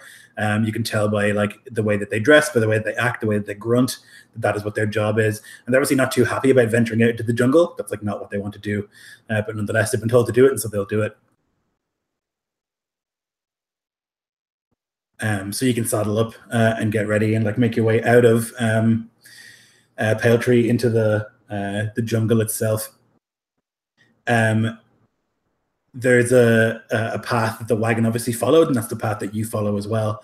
That would lead you kind of back south if you were going to make an attempt to like ride to the nation as opposed to take the canals. so further from the jungle, interestingly, and you'll like make your way through this jungle, and the heat is just unbelievable. Like if you're wearing armor, you're just pumping sweat just constantly. The mosquitoes never stop. Every 20 seconds, you're just trying to slap one of these things off you. Everywhere, just this constant at your ears. Yeah, and the sweat is just unbelievable. But nonetheless, you make your way along the road. For about 3 or so hours, Ricardo and Oscar are both totally silent, sullen and grim-faced, not interested in chatting. Is there anything you'd like to talk about on the way?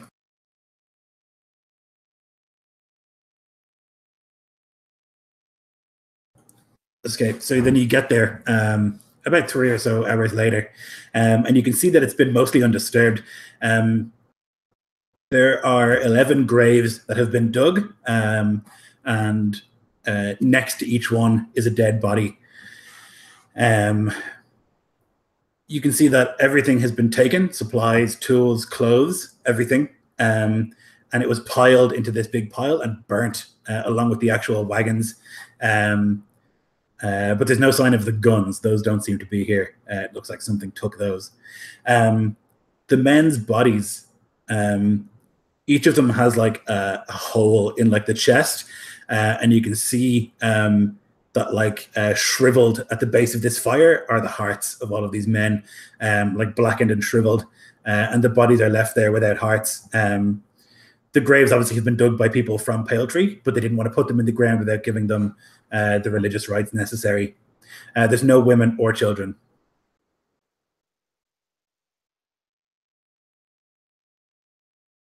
Have I seen this before? The taking the hearts out of the bodies? Yeah, I think you would have. Your experience is more with these orcs. Right. You would know that's like a religious ritual. Okay. And then the taking the flintlocks, I imagine, is not common? Not common, no. Yeah. So I would I'm looking over things. I would look at Vasco and say, they took the flintlocks. The orcs took the flintlocks. What would savages know? They could not use a firearm effectively, surely. I think they can probably figure it out. This ups the danger. Then perhaps my thoughts on sending shipments of firearms here would be ill-advised. Well, if we can clear these orcs out, they don't need to worry so much about raiding. I'm more worried about however many guns they have now that we're about to go up against. Brother Diego, see to it that these people are given all due respect. They were killed by our enemy. Let us show them how we treat our fallen. Of course. And he'll go to set about towards the first of the bodies to try to start preparing them, doing whatever necessary prayers and rituals and things that he would need to do to start getting these people set up. Vasco then turns to Garrock and says, "You scout the surrounding area. I want to know in which direction they struck from. I want to know everything about them, how many there were, and what was the manner of their attack." Rock kind of looks over his shoulder at Vasco from where he already is making his way around the perimeter of this area. He just kind of nods without offering too much resistance because that's what he was doing anyways. Particularly, he wants to try to see if he can tell what exactly might have been taken, aside from the firearms, if anything. Sure. You can give me a survival or investigate. And one last order Vasco would give would be to look to Baltazar and say, "I do not wish this to sound improper, but you have experience with Being dead, you have knowledge of strange ways. I would have you use them to our advantage now. And what exactly would you like me to leverage this experience for? We need to know everything we can. Anything you can discover. Anything you can surmise. Received. I'll see to it. So Garak, you're looking around for tracks and things like that, and it's kind of as you expected. Like the orcs are invisible. Like they don't leave a trail. But what you do see as you're kind of searching is that even though the orcs might be, the people they're taking with them aren't. And you'll occasionally see like a child's footprint in some of the soft muck, or you'll see like broken branches and stuff as like someone had like grabbed onto something as they were being dragged. So you'll see those kind of evidences that like they've obviously taken the women and the children with them. And you can kind of like surmise and like follow those tracks deeper into the jungle. That's where they'll lead. And among the burnt wreckage, do I count the remains of 5 wagons? You do, yep. So they burnt all of the wagons and all of the supplies and stuff they brought with them. The only thing you can't find in there are the guns. Okay, so it does look like it was just people and guns they took. That they took, it looks like, yeah. Okay, interesting.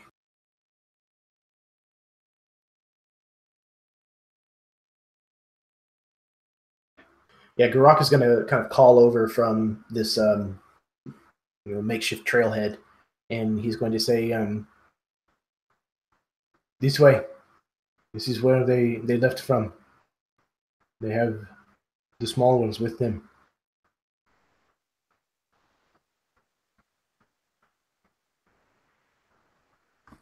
Dare I ask what kind of filth your kind will be doing with them? My kind does not usually trade in children. I cannot hazard a guess that I would care to voice.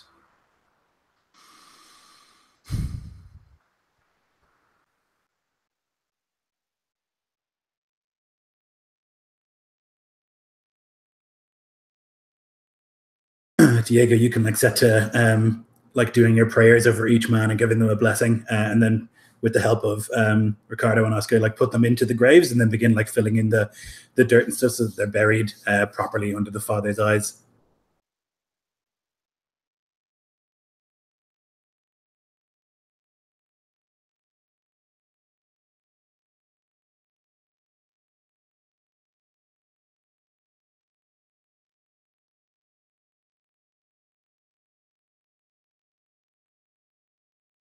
Yeah, he would just be doing his best just to stay focused, especially doing so many like individual people like right in a row, which is kind of almost go into like a trance of just like following through each of the rites, giving it like full attention, making sure that he doesn't get complacent with any one person as he does it over and over again, giving each person their own personal due, and grateful that the 2 thugs are actually providing assistance and seeing that they actually want to see this done right too.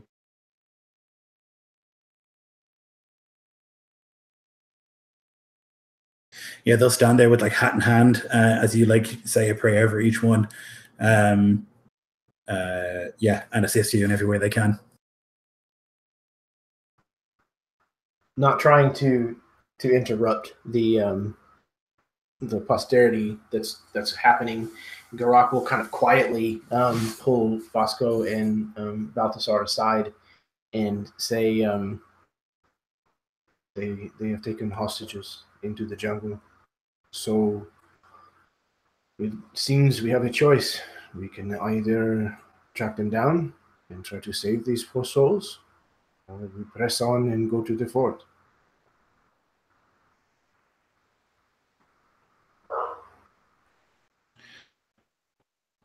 I would respond and kind of be speaking directly to Vasco since he'll be making the final call here, but I'll say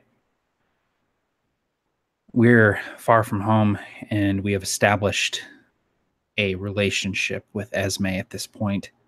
If we want to continue that relationship, we should do what we agreed to do. We should hunt these orcs down.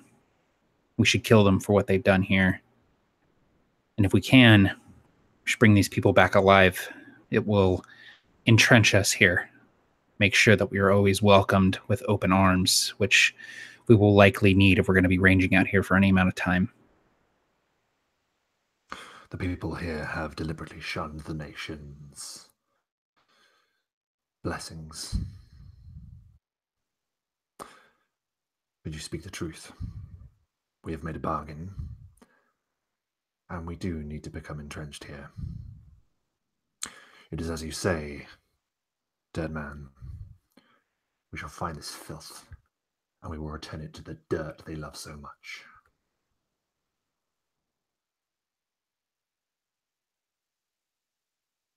So your intent is to follow the tracks?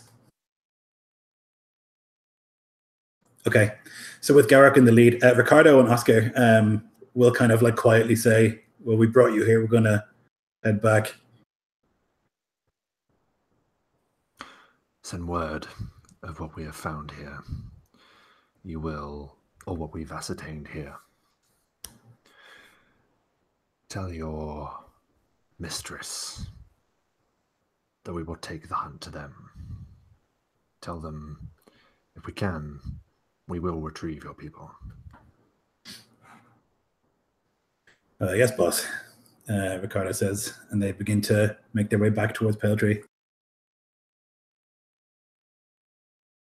So you can follow these tracks. Like I say, there's no sign at all of an orc track.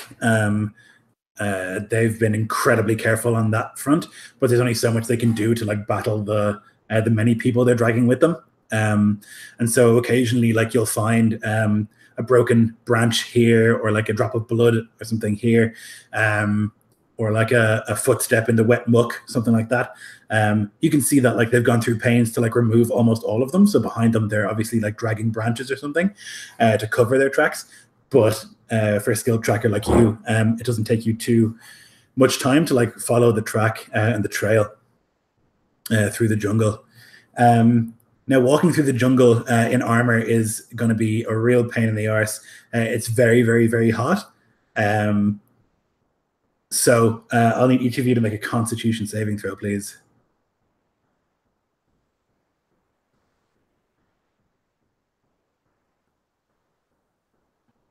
Not great for me. That's a 7 total. Okay.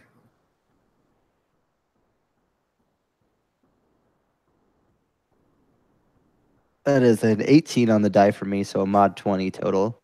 Okay. Yeah, with a 9, fortunately. Sorry, my character sheet wouldn't open. That's 22 for that. Okay.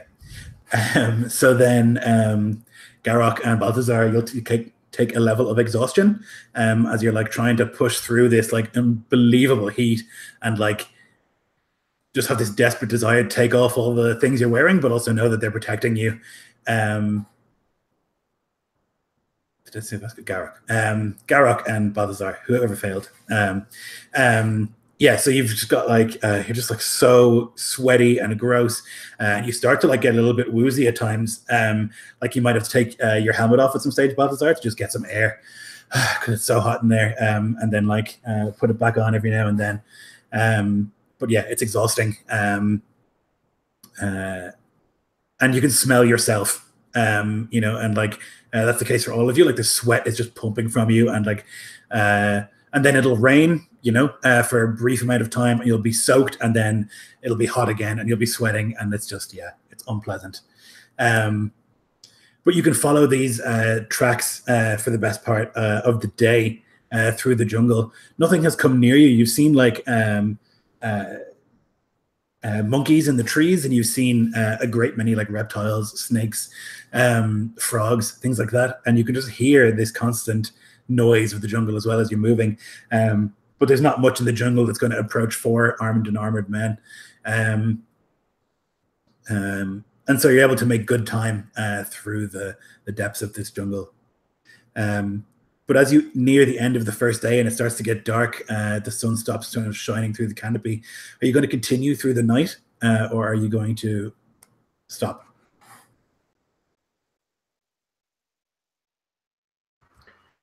I think the rest of the group would probably come across Garrock dismounted and actually starting to kind of look around the area. He's actually trying to find a place to camp, assuming that they're going to be stopping for the night.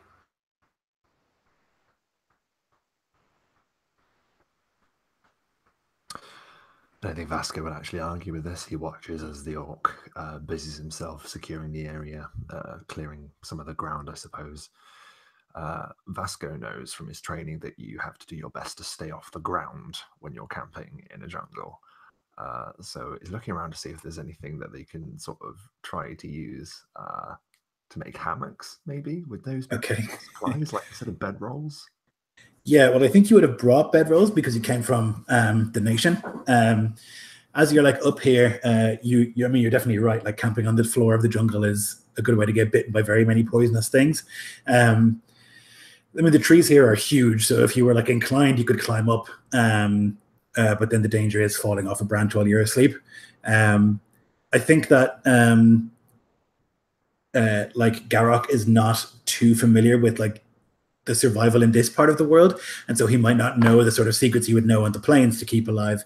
The idea of a hammock is good. If you can figure out a way to do it with vines and stuff, then I'm open to it, but I don't know how likely that is.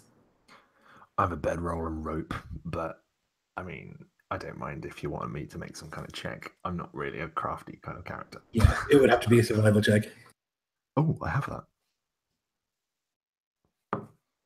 That's an 18 on the die. So I'm going to say Vasco's actually had to do this once before. It's makeshift. It isn't pretty. It probably won't be that comfortable, but he's able to sort of show the others like how you can like make a rudimentary hammock out of rope and your bedroll. Yep. So you like pull a bunch of rope and bedrolls, and you get some vines and stuff like that, and you tie it all up, and you can make this crowded, and you're kind of like hunched over in it because it's like not perfect, so it's a bit like this, but nonetheless, it's not on the ground at least. Will you be making watches? Without question. Vasco will take the first watch. Diego would offer the second. Okay, so then Vasco can give me a perception check during your watch. We shall see. That's a critical fail. Shit. Yeah, don't worry about it. Of course not. Everything's fine.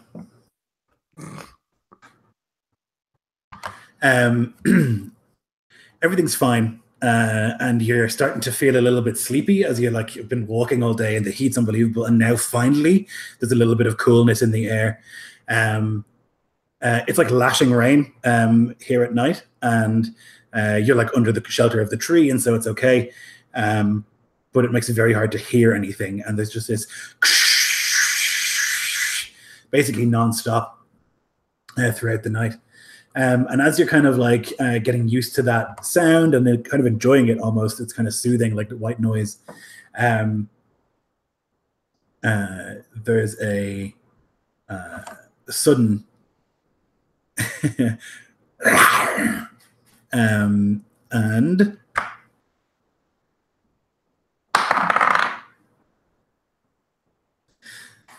so from a branch above you, you're like looking out into the wilderness.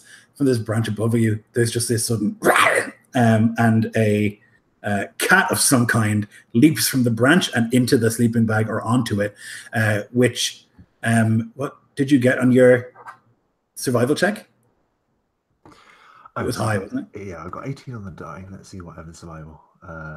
3. So 18. Okay. So So it leaps down onto you. You're probably not sleeping in armor, are you? no, but if I'm on watch, then I would be on in armor. Yes. Okay. So it leaps down onto you and onto the sleeping bag, and you see one of the vines like begin to fray, one of the ropes just, and it's going to try and savage your face.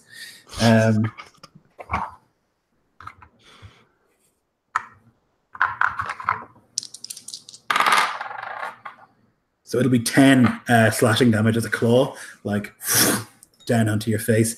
And roll initiative, please. We are attacked.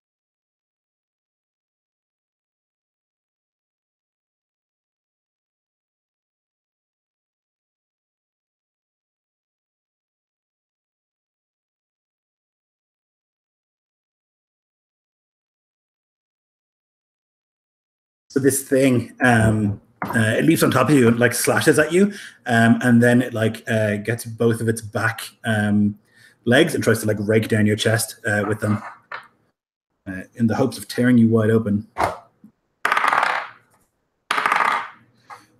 So it only gets a 17, which I don't know if it hits you. Vasco will not have been holding his shield, so that means it does get him. Okay. So then you will take 8 slashing as one of the claws like finds a weak point and just like pierces through and into the armor and tears down. As you like look, you can see it's like this black cat, big and heavy, very, very heavily muscled, and it looks like there's vines coming out of its back, something like that. You can only get this impression of it, like it's not really there or something. Like you look and you're like, and like you like try to reach out and it's not there, and then it is. Okay, Balthazar. Okay, sorry, I'm excited about this. So Balthazar wakes up. He hears Vasco kind of screaming to them, wake up, we're being attacked. And he'll kind of making sure that I understand correctly. We're all in hammocks, like above we're up a little bit. Yeah. Yep. So he'll kind of roll over in his hammock and he sees this black shape, this feline shape, sort of savaging Vasco. And he's in this half asleep state. He just cries out, "No, he has nothing to do with this. I told you I'd get it for you." And I will fire an Eldritch Blast at this thing. Eldritch Blast. Okay. So it's going to be 13. So I think you have disadvantage as well. Because of my exhaustion? Because of it being displacing. Oh, because of it being displacing. Yep. Displacer beasts are so cool. They're the raddest. They're so cool. So 13 doesn't hit either way, so it's not a huge deal. So you like go to fire, and this like blast of energy, it like hits right into it, but it doesn't. It just goes through. It's like not really there. And I just kind of have this wide-eyed, panicked look. I'm fully convinced that the smoking mirror has like sent an avatar to kill us all because I took too long. So perfect. Okay, Garrock, you awake and you can hear this like snarling, and you can see, but I guess you're, to me, you're the highest up. I think that makes the most sense. You have climbed the highest. So you can see like almost down beneath you and to the right, there's like this huge cat-like creature in the sleeping bag with Vasco. So I imagine that he probably slept with his weapons very close by. And he kind of rolls over, grabs his spear, and almost like hooks one arm around one of the branches that's nearby and uses it to kind of drop down a level. And as he's kind of dropping down a level, he's going to double up on his spear and try to drive this straight down into the back of this beast. Okay, nice. Okay, with disadvantage, it's only a 7. Okay, so again, like you fall for that same thing. Like you go and stab right through its shoulder, and then as you do so, you realize it's not there. It looks like there's loads of them, and they're just like flitting in different places. Vasco.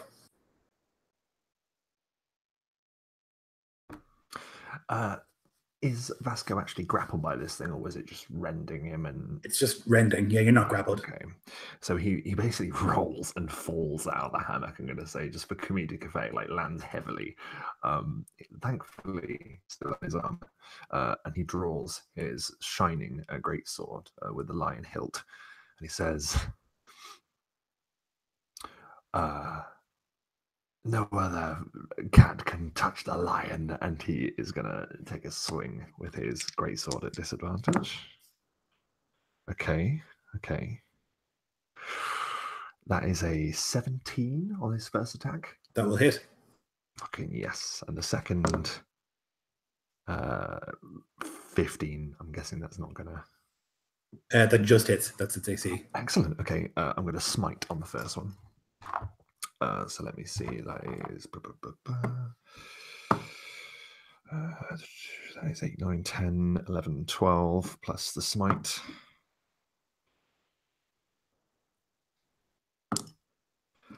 22 points of damage as the greatsword slashes into this fell fiend. Nice. Like let out this yell of pain. And Diego. I imagine as Diego's like hearing all this chaos erupt from around everybody, he's just kind of trying to orient himself. Then he finally like looks down as he sees Vasco strike this thing with the great sword. He's gonna like see just like the multiple forms of it. He's just going to like hold out a hand down, say, "Father, guide our strikes.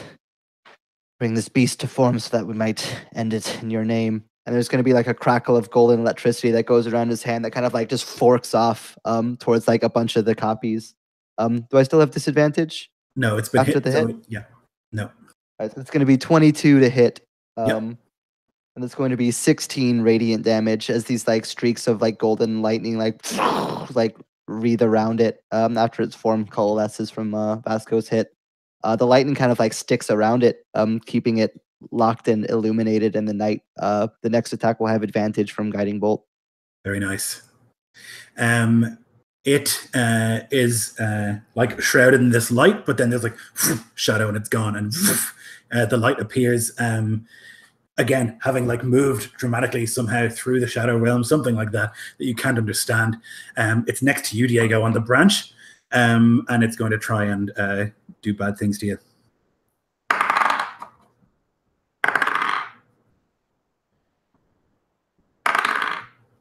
Okay, so it lashes out first with one of these like vines on its back. You can see actually that it's like a barbed tentacle, and it slashes into you.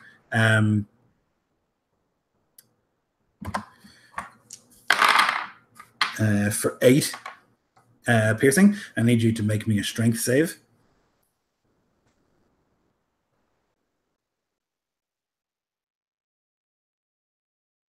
It's a 13. Okay, so it hits you, and you are like knocked out of your hammock. I'm going to say that you are 10 feet up. You'll take 3 bludgeoning as you hit the ground. It like roars out, and it's going to turn to you, Garrock, who's like close enough, and lash out at you instead, since it was going to do all of those to Diego, but he's gone. So the second one was only a 15. Does that hit you? 12. Without my armor, yeah. Oh, 13 piercing. So the other tentacle whoosh, lashes into you, and it roars. And as it roars, you can see it's still glowing, but now there are like 3 of them moving around.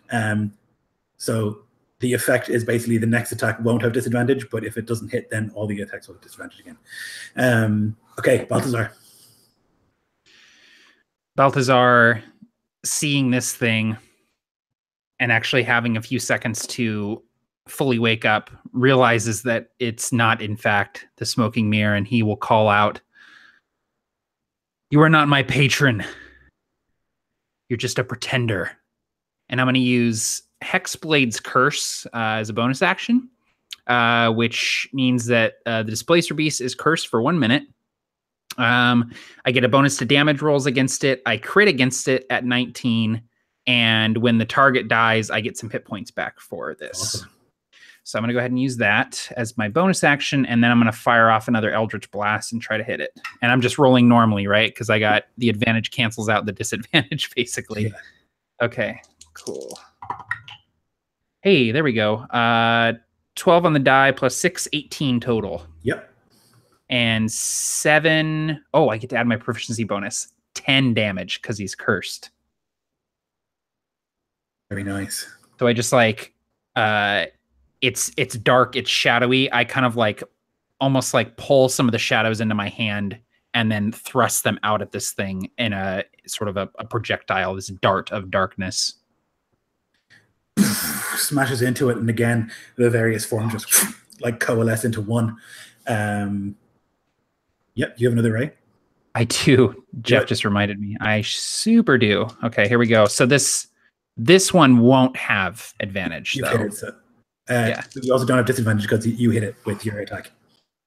Awesome. Okay, cool. Here we go. 10 on the die plus 6, 16. Yep, that's good.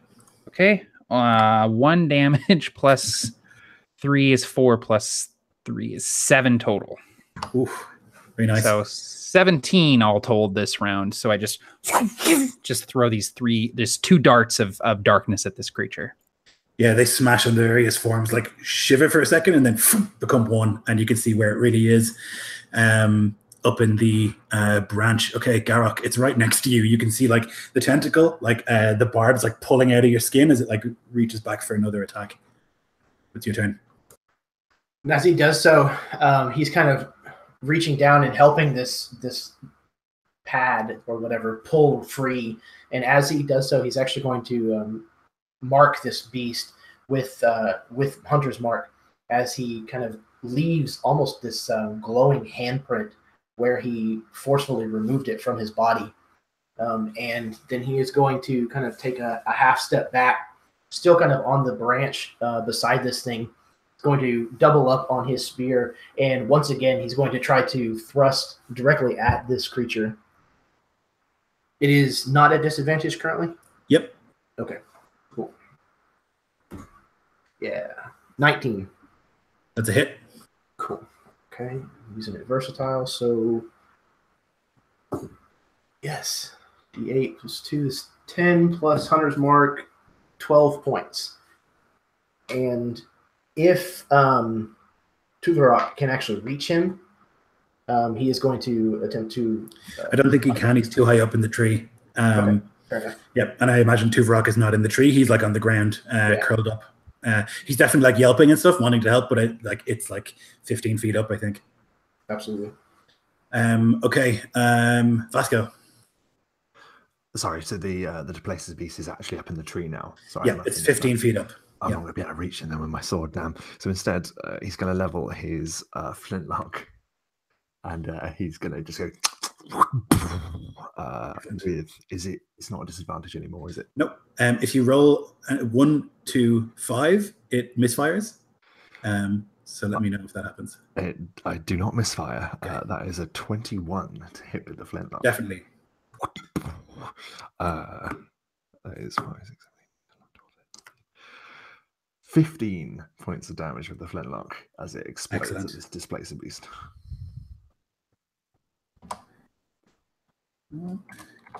Okay, yep.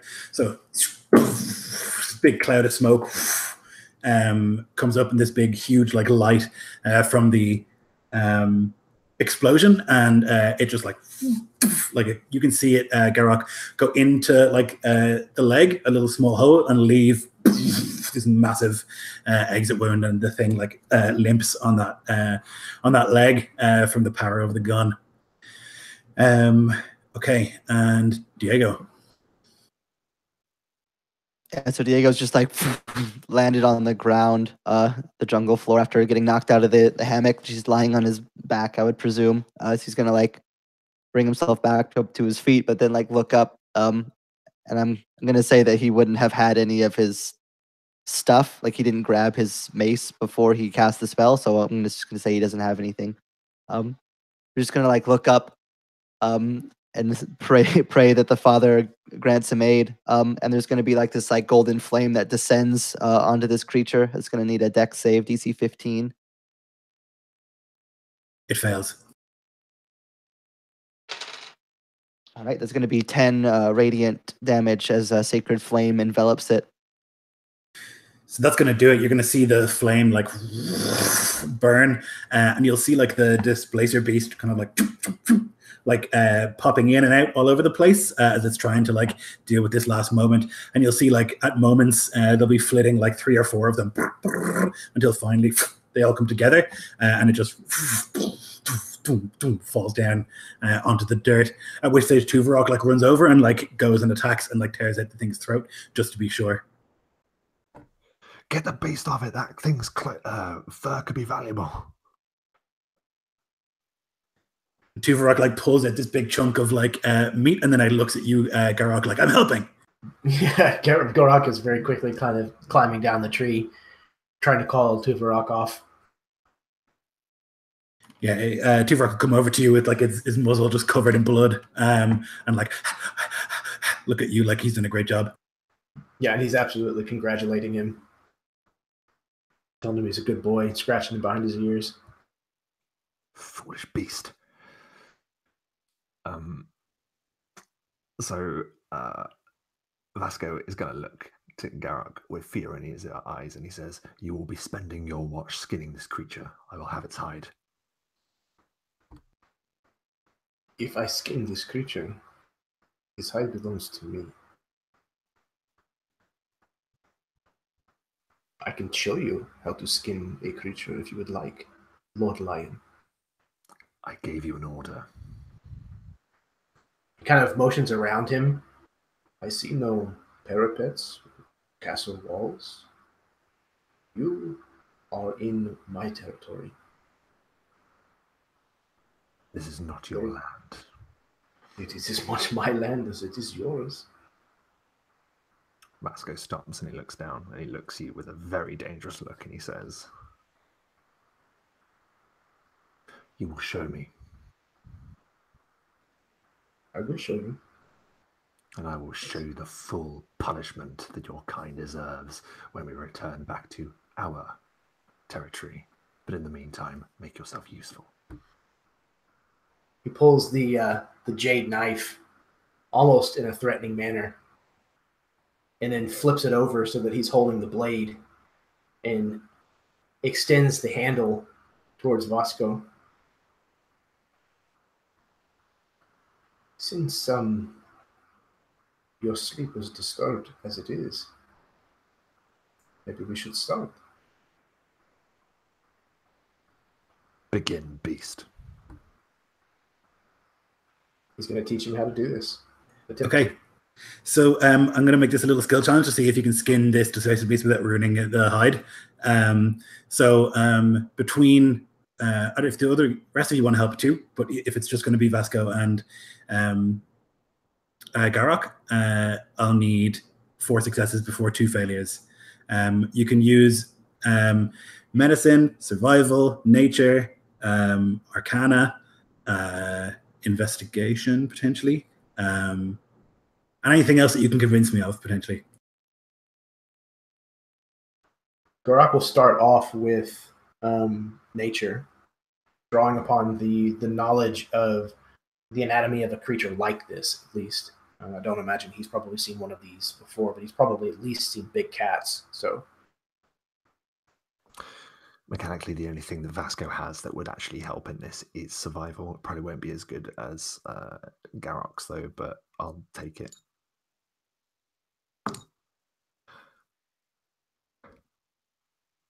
That is a 23. Okay. So with Garok kind of explaining to you like the process, using his nature. Like he'll say like, oh, you got to make sure you don't cut too deep, but also not too shallow. Otherwise you're just going to rip. And like, he's explaining all these things to you. And then you like begin the process and you're being very, very careful. Those are 2 successes. So 2 more. After you. I think, if possible, I'm actually going to try to use athletics for the actual like peeling of the hide back. Actually using just raw prowess to pull this. Yes, I rolled a 20, so 25. Awesome. Yep. Absolutely. You're able to pull the hide off. It's like a pretty arduous and disgusting process. Like you're pulling, and then Vasco is underneath with like the knife, like under the skin, like cutting at the fibers and stuff, holding it there. So another one from you, Vasco? I literally have nothing else of use, so give me a suggestion of what to use, and I will roll on the die. So Arcana would work. Nature, survival. I don't have a character sheet open, but Insight? Sleight of hand. Yeah. Does that make sense? Insight could. Insight's more for reading people. Vasco's going to look over about Atsah, and he's going to say, "You call out to that creature. Are you familiar with its kind?" It was a dream. I called out half asleep. I'm not even sure what I said. I've never seen something like this before. Vasco looks with annoyed, perhaps suspicious eyes. You can't really tell, and he goes, "Very well." And I'm just going to make a roll on the die, Lloyd. So 17. Okay. Yep. Perfect. So you're able to like pull this skin off. Now it'll need to be like cured and things like that first. But you're confident that you've like kept the strange like mechanism of the skin intact. Like you can't just put this skin on. You're gonna have to like go back probably to civilization and find someone with the necessary skills to like turn it into the cloak that you so desperately want. Understandably, but it's going to require like a wizard or like somebody capable. But for now, you have a displacer close skin. With great care that has not been seen, I suppose, of Vasco's character, he rolls this skin up and he makes sure that it's wrapped in jungle leaves to be preserved, and he puts it carefully into the bottom of his pack. Perfect. So you spend the kind of remainder of the night skinning this beast, and then morning dawns much quicker than you would have wished, and with morning comes the fucking noise. Like there is a dawn chorus in this country that is just deafening. Like you would have heard it before in like where the castle you're from, Vasco and stuff. Every morning the birds would sing, but here it's just like almost painful. It's so loud. There's millions of birds and insects and frogs and all these things that are just making their morning noise, and like it's leading to a pounding headache before the day has even begun. You have to like shout to be heard among all this madness, and you continue on your way then, and following the tracks for the rest of the day. Garrock leading you through. Can you give me a survival, please, Garrock?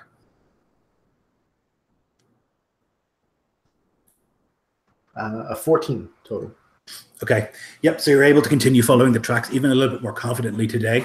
It looks like when they got deeper into the jungle, they began being less careful, thinking that none of these like idiots from the village are going to follow them this far anyway. And for the first time, you see an orc footprint. And you can follow those for the best part of the afternoon until you'll come to this strange site. You are kind of at the top of a waterfall. You've like come to this river. And down below, it's maybe 30 or so feet. It's not huge. Down below, there's like in the cliff face, there's a rib cage this big white rib cage, and like there's been a bunch of like moss and stuff that's grown over it. It looks enormous, like it's like 20 feet across. And like camped out in that rib cage, you can see 20-ish women and children from Pale Tree. And with them, like squatting in front of this fire and like pulling like a leg off a recently caught creature is this orc, large and menacing. He looks somewhat like this. He has this like long headdress, and he's covered in jade. There's jade all over him. He's got like various piercings and stuff all over. And like next to him on the ground is this like long, thin war club. So he's just like chomping loudly on that and like looking at the prisoners. You can see that there are 4 other orcs with him. But they don't look necessarily like him. They're smaller. Their skin is darker, and their like markings aren't as sort of arcane as his.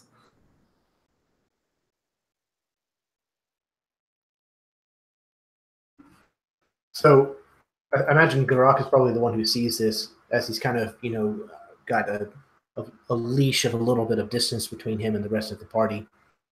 And so he kind of spots this, and then kind of, creeping over the top of a rock kind of thing, keeping low. He kind of observes for just a moment, and then he goes back before the rest of them start getting too close and making too much noise. And there is a large bone structure up ahead. I think the women and children that we are looking for are being kept there prisoner. I see one orc, but he is large, a warrior.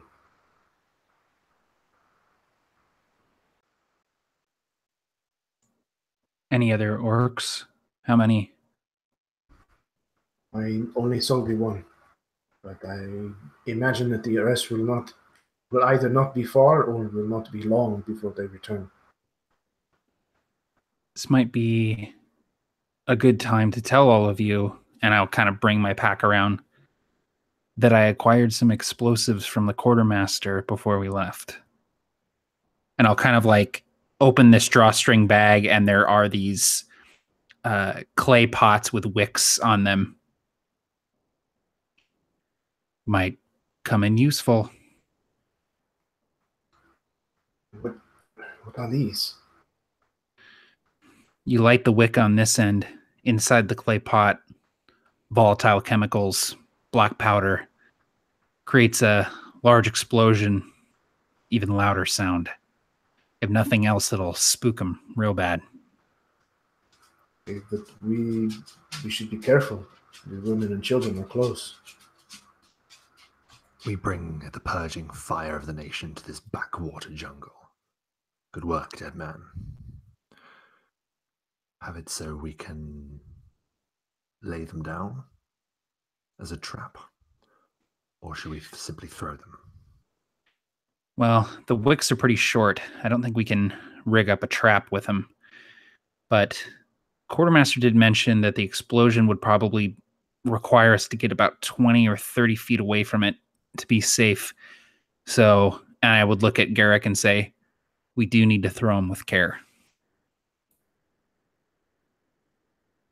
If we can create such a situation, I can light them from afar.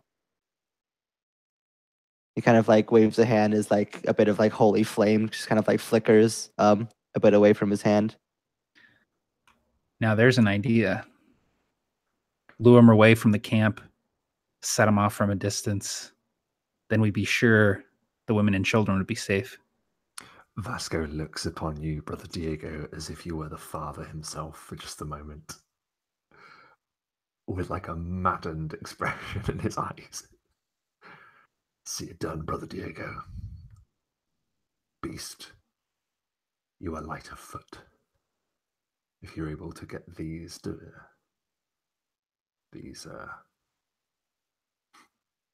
explosives near them, Brother Diego can do his work. Feel free to stick around.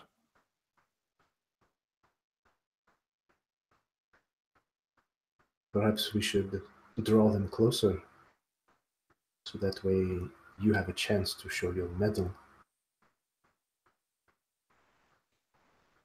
Yeah, find a advantageous position, set up an ambush, draw them to us, light them up. So Garak is going to look for a place kind of between here and there, probably along the path that has, a couple of trees that are, the trunks are close to the path, where he can maybe put these in a crook or a partial hollow or something like that, out of sight. Sure. Can you give me a stealth, please? I would insist that we don't use all of them as a point. Okay, I am going to use that point of inspiration from earlier. Oh, Jesus. So it's a 10 total. Okay, so you've got to get down this like waterfall, and you I guess you consider like going around the side or like climbing down. And you think you go around the side and you're like making your way through. But as you like do so, there's a piece of the path that is like slick and wet. It's like a mossy rock, and then you hit the ground and like slide down this hill. And you can hear down below, or you can see down below rather, the big orc like look up and like look around, and you can see, and he like says something quietly, and the orcs like stand. One of them grabs one of the women and like skull drags her to like the front, and he has like this this club, and he like raises it, and the big orc looks around. You see his like beady eyes, like trying to find whatever that noise was. And they wait.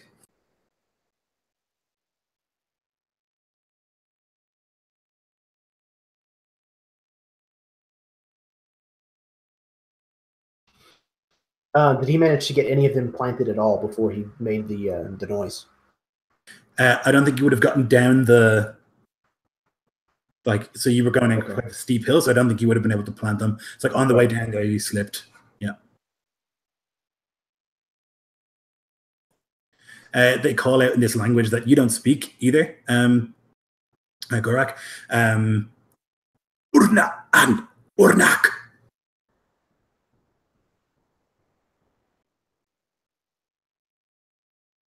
It's obviously a threat. Oh, you do? Okay, then you would understand. So he's saying, show yourself or the woman dies.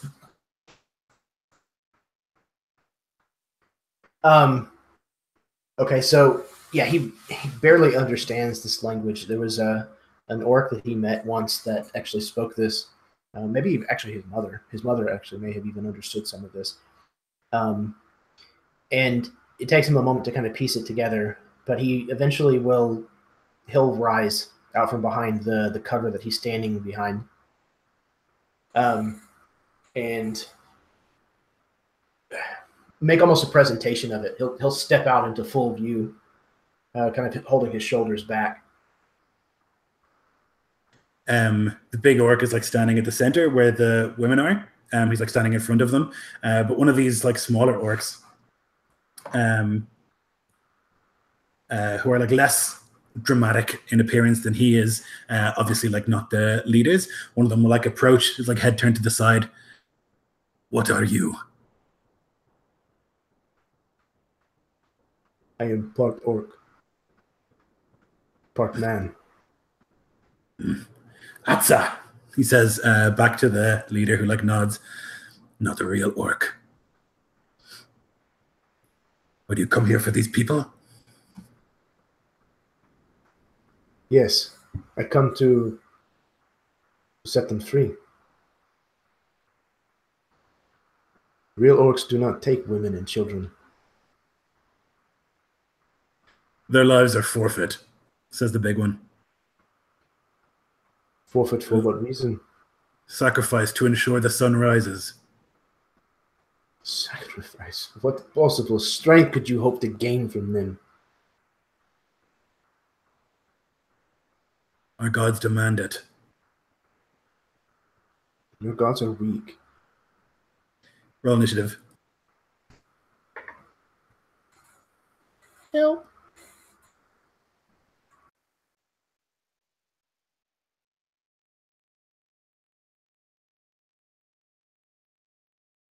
Yeah, they're not going to put up with that. Yeah. I didn't figure. 7. The rest of you guys can roll as well.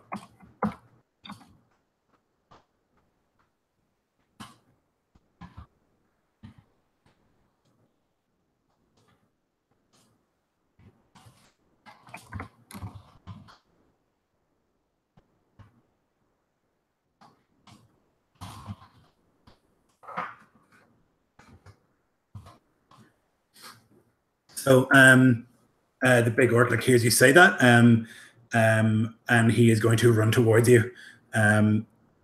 He's like chanting something in his language. It's obviously like a prayer or something like that. And he's like beating his chest as he gets to you. He's going into a rage and he's going to attack you. That's a crit on the first. And a 16 on the second. The 16 hit? Yes, both will hit. Okay.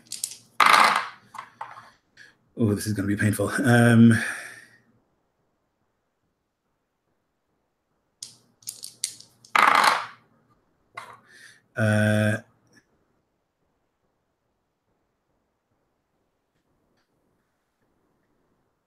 going to be 28 for the crit.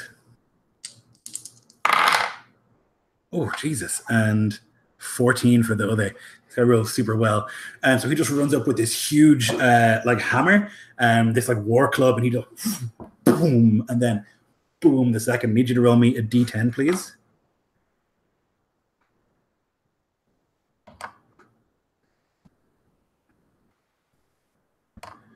Okay. And another d10, please.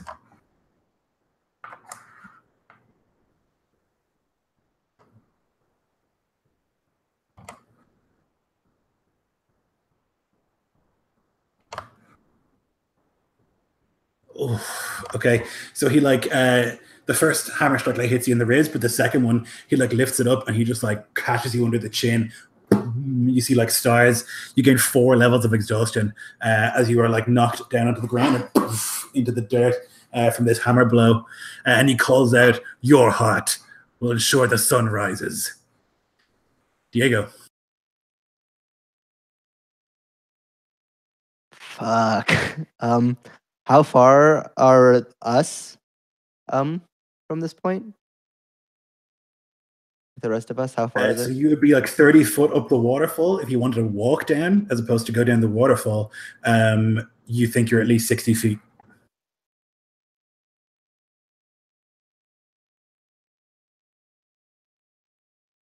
Ugh.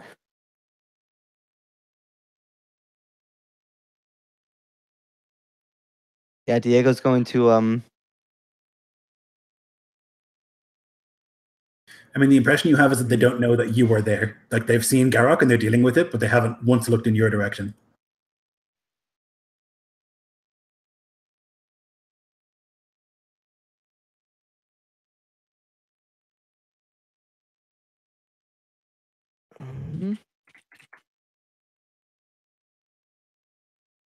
this hammer that the big orc is holding, is it what's it made out of? Looks like stone, bone, jade, wood. Like nothing on these guys is metal. If that's what you're getting at, like they don't use it. Yeah, that was what I was getting at, but that's what I figured. I just wanted to make sure. Yeah, Diego's going to start making his way down the side. He's not going to jump down the waterfall quite yet. After he makes it about halfway there, he's going to turn down towards the orc that has just struck in Garrick so harshly. He's going to try to send oh god. Even with advantage from them not seeing, that's still a 12, which is not going to do it. Nope.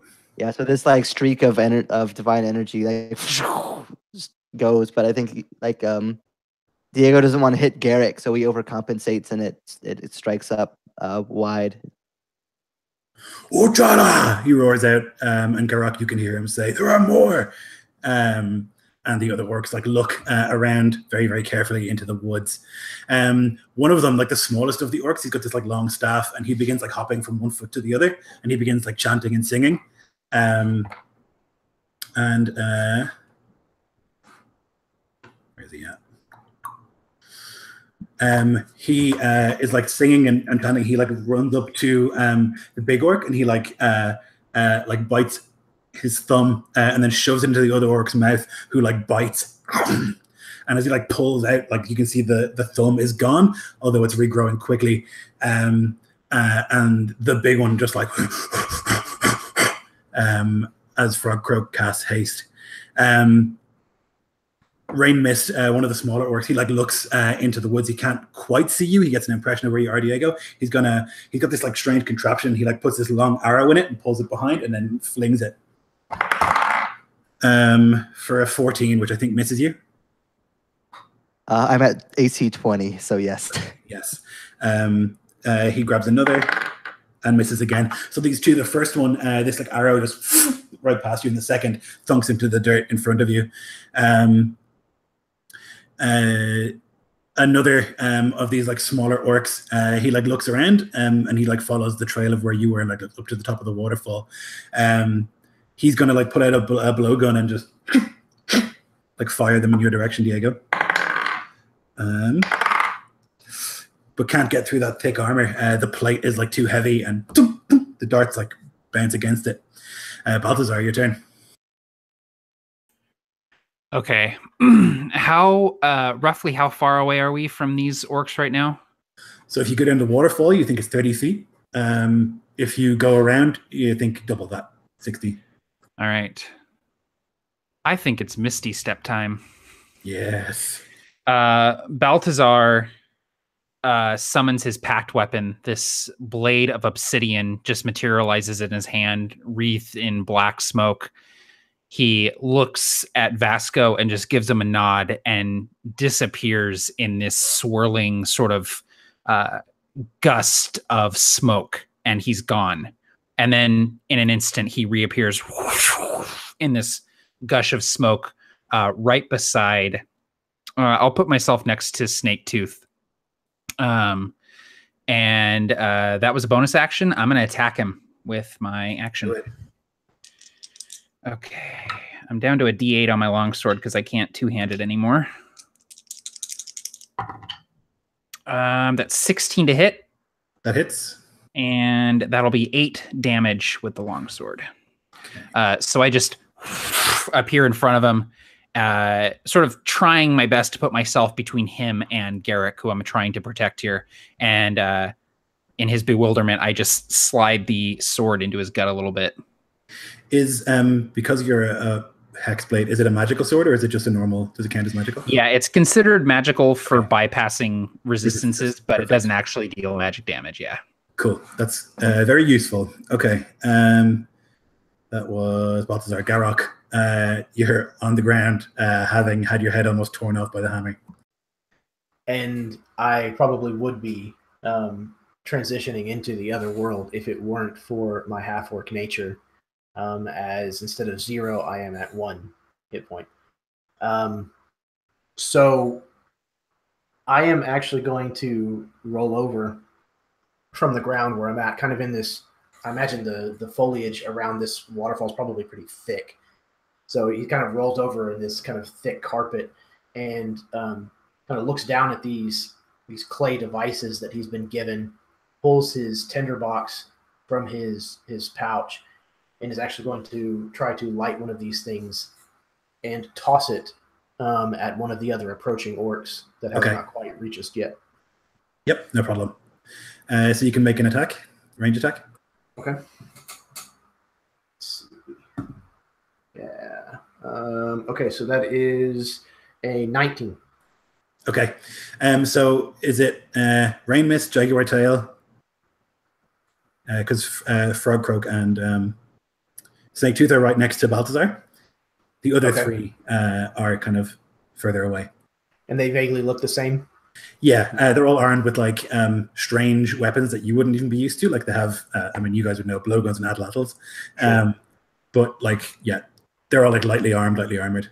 Okay, so the one that I feel is a safe distance, but is the closest, whichever one that is. I gotcha. Yep. Okay. So Jaguar tail. This like thing sails through the air and it hits the ground. He like looks at it like, the fuck is this? And then there's an explosion. Can you roll me 2d6?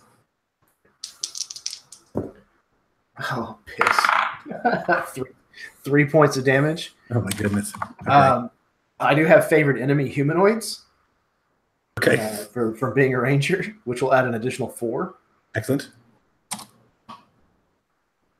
Okay, so there's this.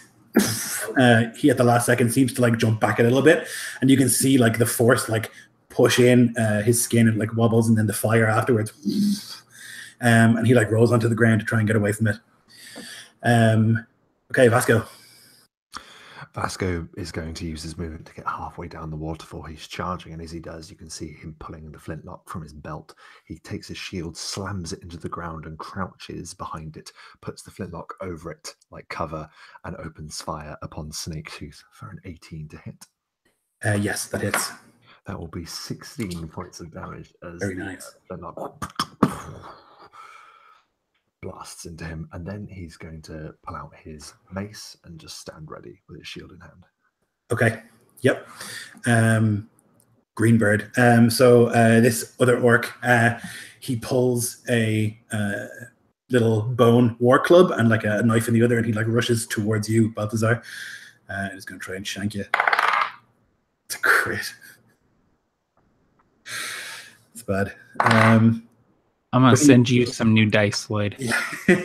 He misses the second. So it's only a d4 for that knife. So you'll take 7 piercing. And then I need you to roll me a d10, please. Okay. That's a 2 on the d10. Oh boy, that's not good. Oh no.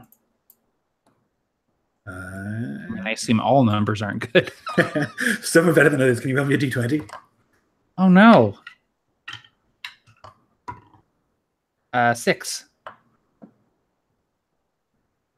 Oh fuck. No, did I just lose my other arm? No, it's real bad though. So you're like standing opposite this huge orc, and he's like breathing fast and moving unusually quickly with like this weird shaman behind him who's like jumping up and down. So you don't see the other orc behind you, and he like takes his knife and just like rakes it across the back of your knee, and you can almost hear the twing of like a hamstring snap. You have -2 to dexterity. It's not great to begin with, so I don't lie. That sucks. Yeah, he just like cuts your hamstring, and there's like this awful like dong, snapping sound, almost comical if it wasn't so painful. Okay, Jesus, fuck, man. Okay, Snaketooth is gonna unleash the pain.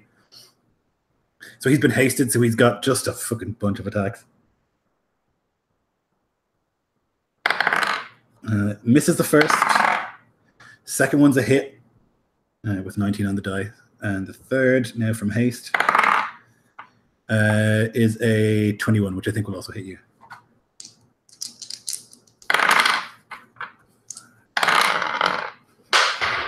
Motherfucker. 15 total. So he hits you like with the blunt end. They're both blunt ends with like the staff end, and as you like move back, there's a quick into the shoulder with the club hammer. And he roars out. Diego.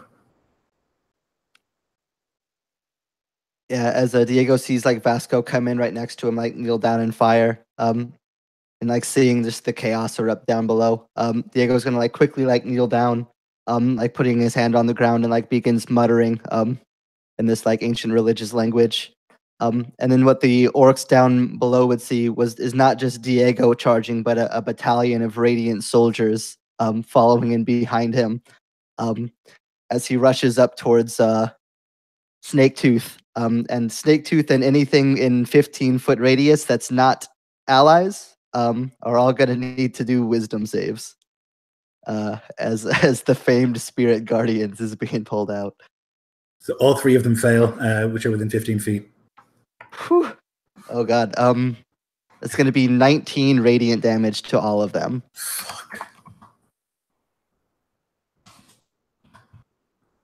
That is a As lot these of radiant radiant soldiers damage. just begin swinging with swords. They pass through allies without doing any harm and just cutting in with these blasts of holy energy. Can you roll me a d10 for little green bird? I'd be happy to. System shocked.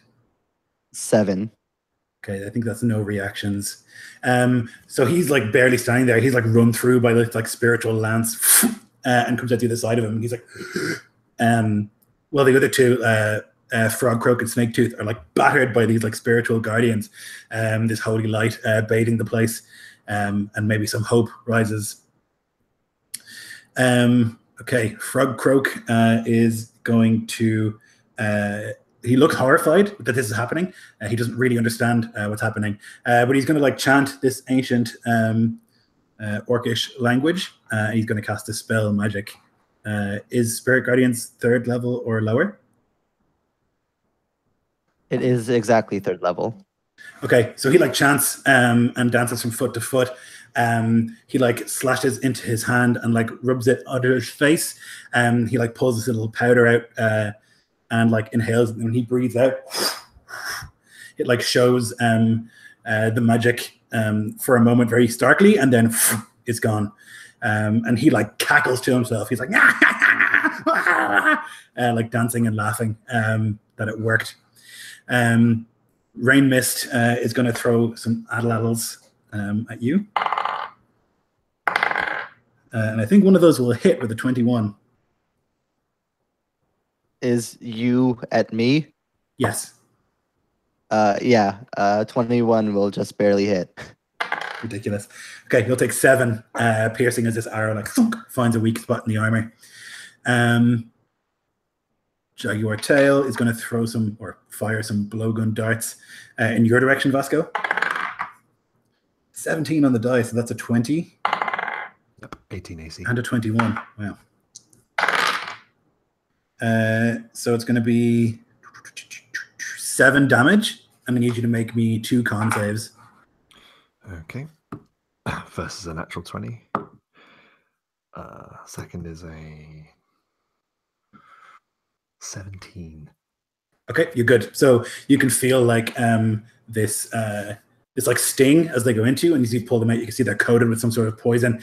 But your holy like sacred resistance expunges that poison from your body.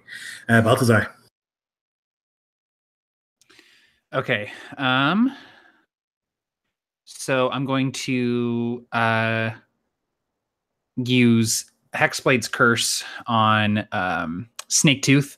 So I sort of point my shadow blade at him and speak a few words that don't seem to come from me. They seem to come from someplace else, this low guttural language. So I'll get some bonuses against bonuses on damage on him, and I crit at 19. So I'm going to swing my sword because Hexblade's Curse is a bonus action. Ooh, awesome! 17 on the die. Yep. So 23 that'll hit, I assume, and then 8 damage plus my proficiency bonus, so 11 damage. So I point this sword at him. And then I sort of use it to parry a blow from him, bring the hammer down, and then drive the sword up into between 2 of his ribs. Yeah, he's like very, very close to you. You can smell this like weird breath as he like leans in close. That was Balthazar. Garrock. Garrock is going to kind of stagger up to his feet as he's kind of trying to get his bearings to him, and he actually whistles, calling for Tuvarok, who comes like bounding down the hillside, crashing through the smaller saplings and things. Kind of reaches up and grabs a hold of like the saddle horn and pulls himself kind of sloppily up into the saddle. Reaches down and grabs his spear and is going to charge down one of these others, I guess maybe Jaguar Tail. Okay, perfect. Close with him. And he's going to attempt to attack Now, because of the levels of exhaustion I have disadvantage. However, as long as I am mounted and my opponent is smaller than my mount, I have advantage, so it should work a wash. Yep. Still, it's only going to be a 9. Okay, so not quite. He looks horrified at whatever the hell you're sitting on. He's never seen one of these before in his life. He doesn't know what the hell it is. He looks scared, and so he ducks out of the way of the spear. And as he ducks down, Tuvok is going to take the advantage of me attacking to try to snarl and grab this guy by the head. He does a lot better than I do. 22. Definitely. All right, so it's going to be 2d6. 8 and 7 is 15. And he gets the favorite enemy, so 19 points of piercing. Oof, Jesus, can you run me a d10? Yeah. 2. Okay, yeah, so Tuvok puts his huge jaw around this orc's head and just crunches and drags the body along with him for a few feet before dropping it dead. That was Jaguar Tail, right? That you? Yes. Yeah. Okay. Nice. Vasco. Vasco wants to cut off the head of this orc tribe clan that's attacking them, so he is going to put his mace onto his belt and draw his shining greatsword, and he's going to close the distance to join Balthazar fighting Snaketooth. He swings for a 21 for his first and his 18 for his second. Those are both hit. I unmuted myself and then muted myself. That's okay. I've already pre-rolled Lloyd, so that's 12 points of slashing damage, and I'm going to smite on that one. So that's then 16 radiant damage to him. And then the next one is 15 slashing damage. So 12, 16, and 15. Yeah. Okay, yeah. So the slashes you see are hitting, but he doesn't seem to feel them as well as you would expect. Just like a hulk of an orc.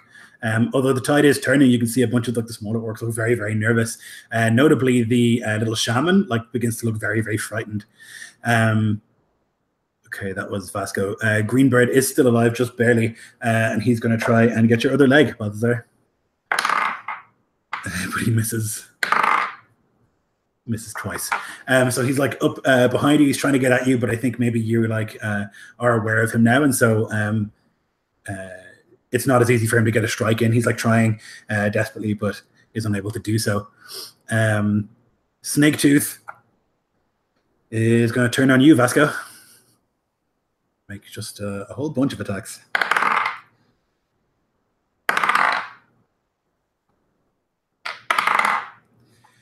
So it's a hit, a crit, and a miss. I thought as much. This game science die is brutal. Okay, so 6 for the first.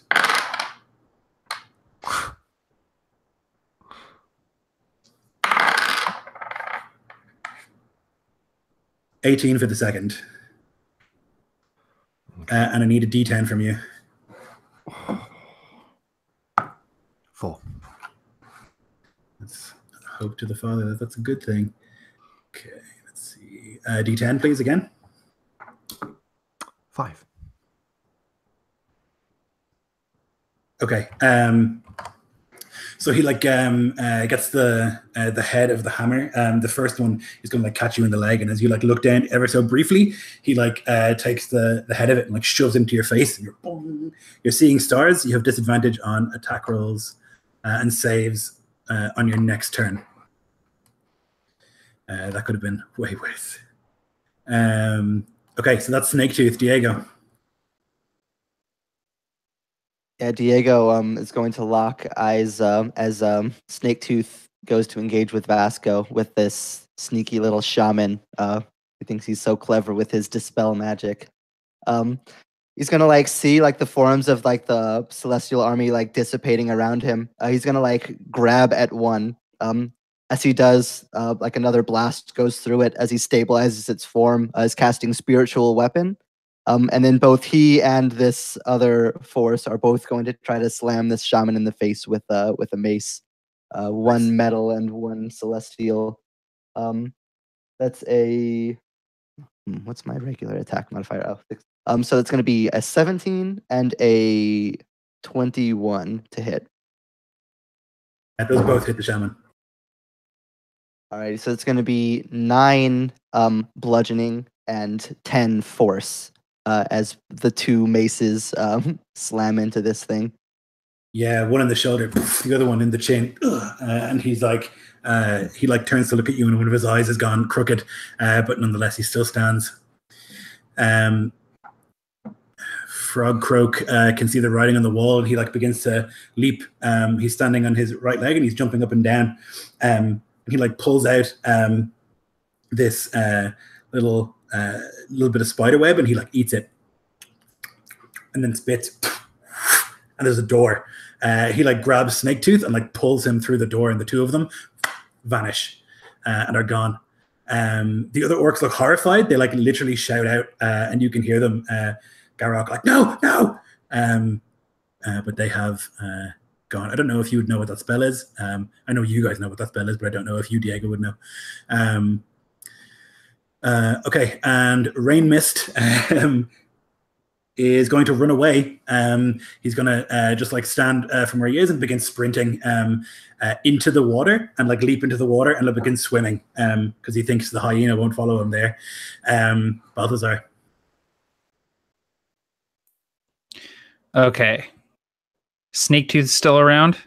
Snaketooth and the shaman have gone through that door. Gone through the door. Okay. There's Greenbird still behind you, trying to get a shank on you, and then there's like the Rain Mist who has like fled and leapt into the river. Okay. I'm definitely going to deal with Greenbird then. I sort of whirl around, and rather than use my blade, I'm going to try and hit him with a couple of Eldritch Blasts here. Okay, nice. Oh, that's a D10. 15. Yep. And crit on the second one. Awesome. Okay. Damage on the first hit is max, so that's 13 damage. Okay, that's going to kill him, so you can use the crit on the other guy if you wish, because that will just blast. I super do. Oh man, that's awfully benevolent of you, Lloyd. So I have one arm. I have my packed weapon. I essentially let go of the packed weapon, and it disappears in a puff of smoke.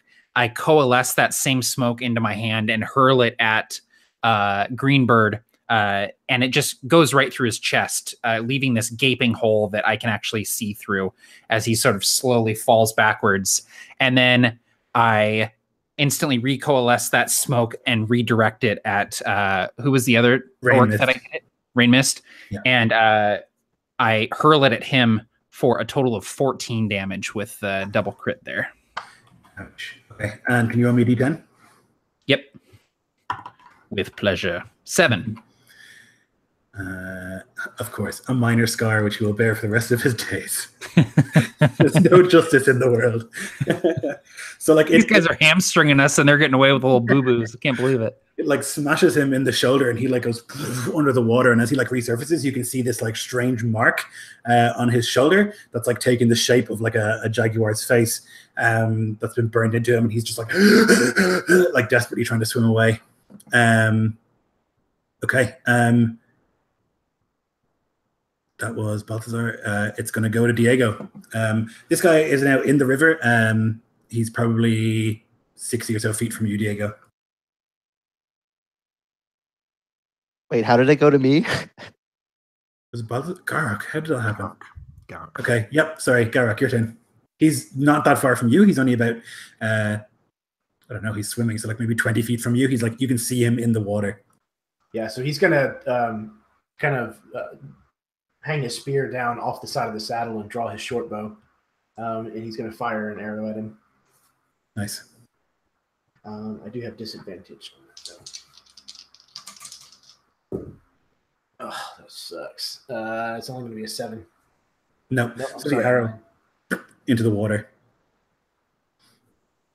Is that it for you? Yeah, that's it. You're not going to send 2 rock into the water? No. Okay, Vasco. Vasco, an evil look comes across his face as he's watching this orc trying to swim away, and he reaches out a hand and he says, "By the Father and by the lion within my heart, hold." He's going to hold person so this orc drowns. Oh God, so brutal. I love it. He gets a 4 on the die. So he's like swimming, and then you just see like one arm come up and just stop halfway, and he just bobs in the water and then like falls beneath it. Okay, that's going to end that fight. There's like heavy breathing, and there's like this just cry of exultation from the women and the children here, who like rush to your side, and they're like so grateful, and they're like shouting, and many of them are crying, or have been crying consistently, but now there's like cheers and thank yous.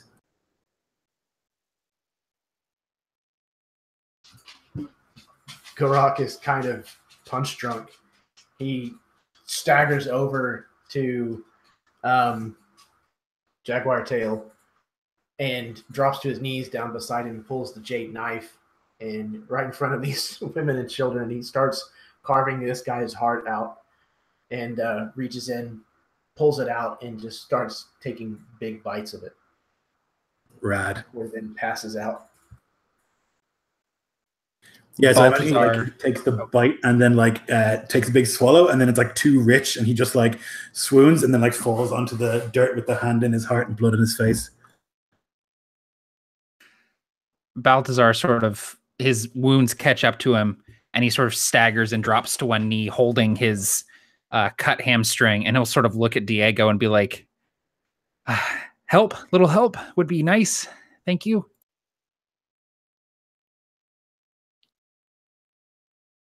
Yeah, Diego like waves a hand as the remaining celestial soldier vanishes in a puff of smoke, before turning back and kneeling down, almost probably a bit too calmly, just kind of like looking at it, and then everybody else just waves to the others, "Come here. I'll see what I can do." And then, assuming that everybody gathers close enough, I'm basically gonna do two things in a row real quick. The first thing I'm gonna cast is Beacon of Hope. Yep. And then the second is gonna be Prayer of Healing, which will guarantee max HP because of the Beacon of Hope. Awesome. So it's gonna be 20 hit points to everybody. Yeah, you can see even like the women and children, who many of whom had been like hit or like dragged or whatever, that they like start to bolster and feel better as well. You can see many of them like making signs of the Father in gratitude that there's like an actual like holy man here.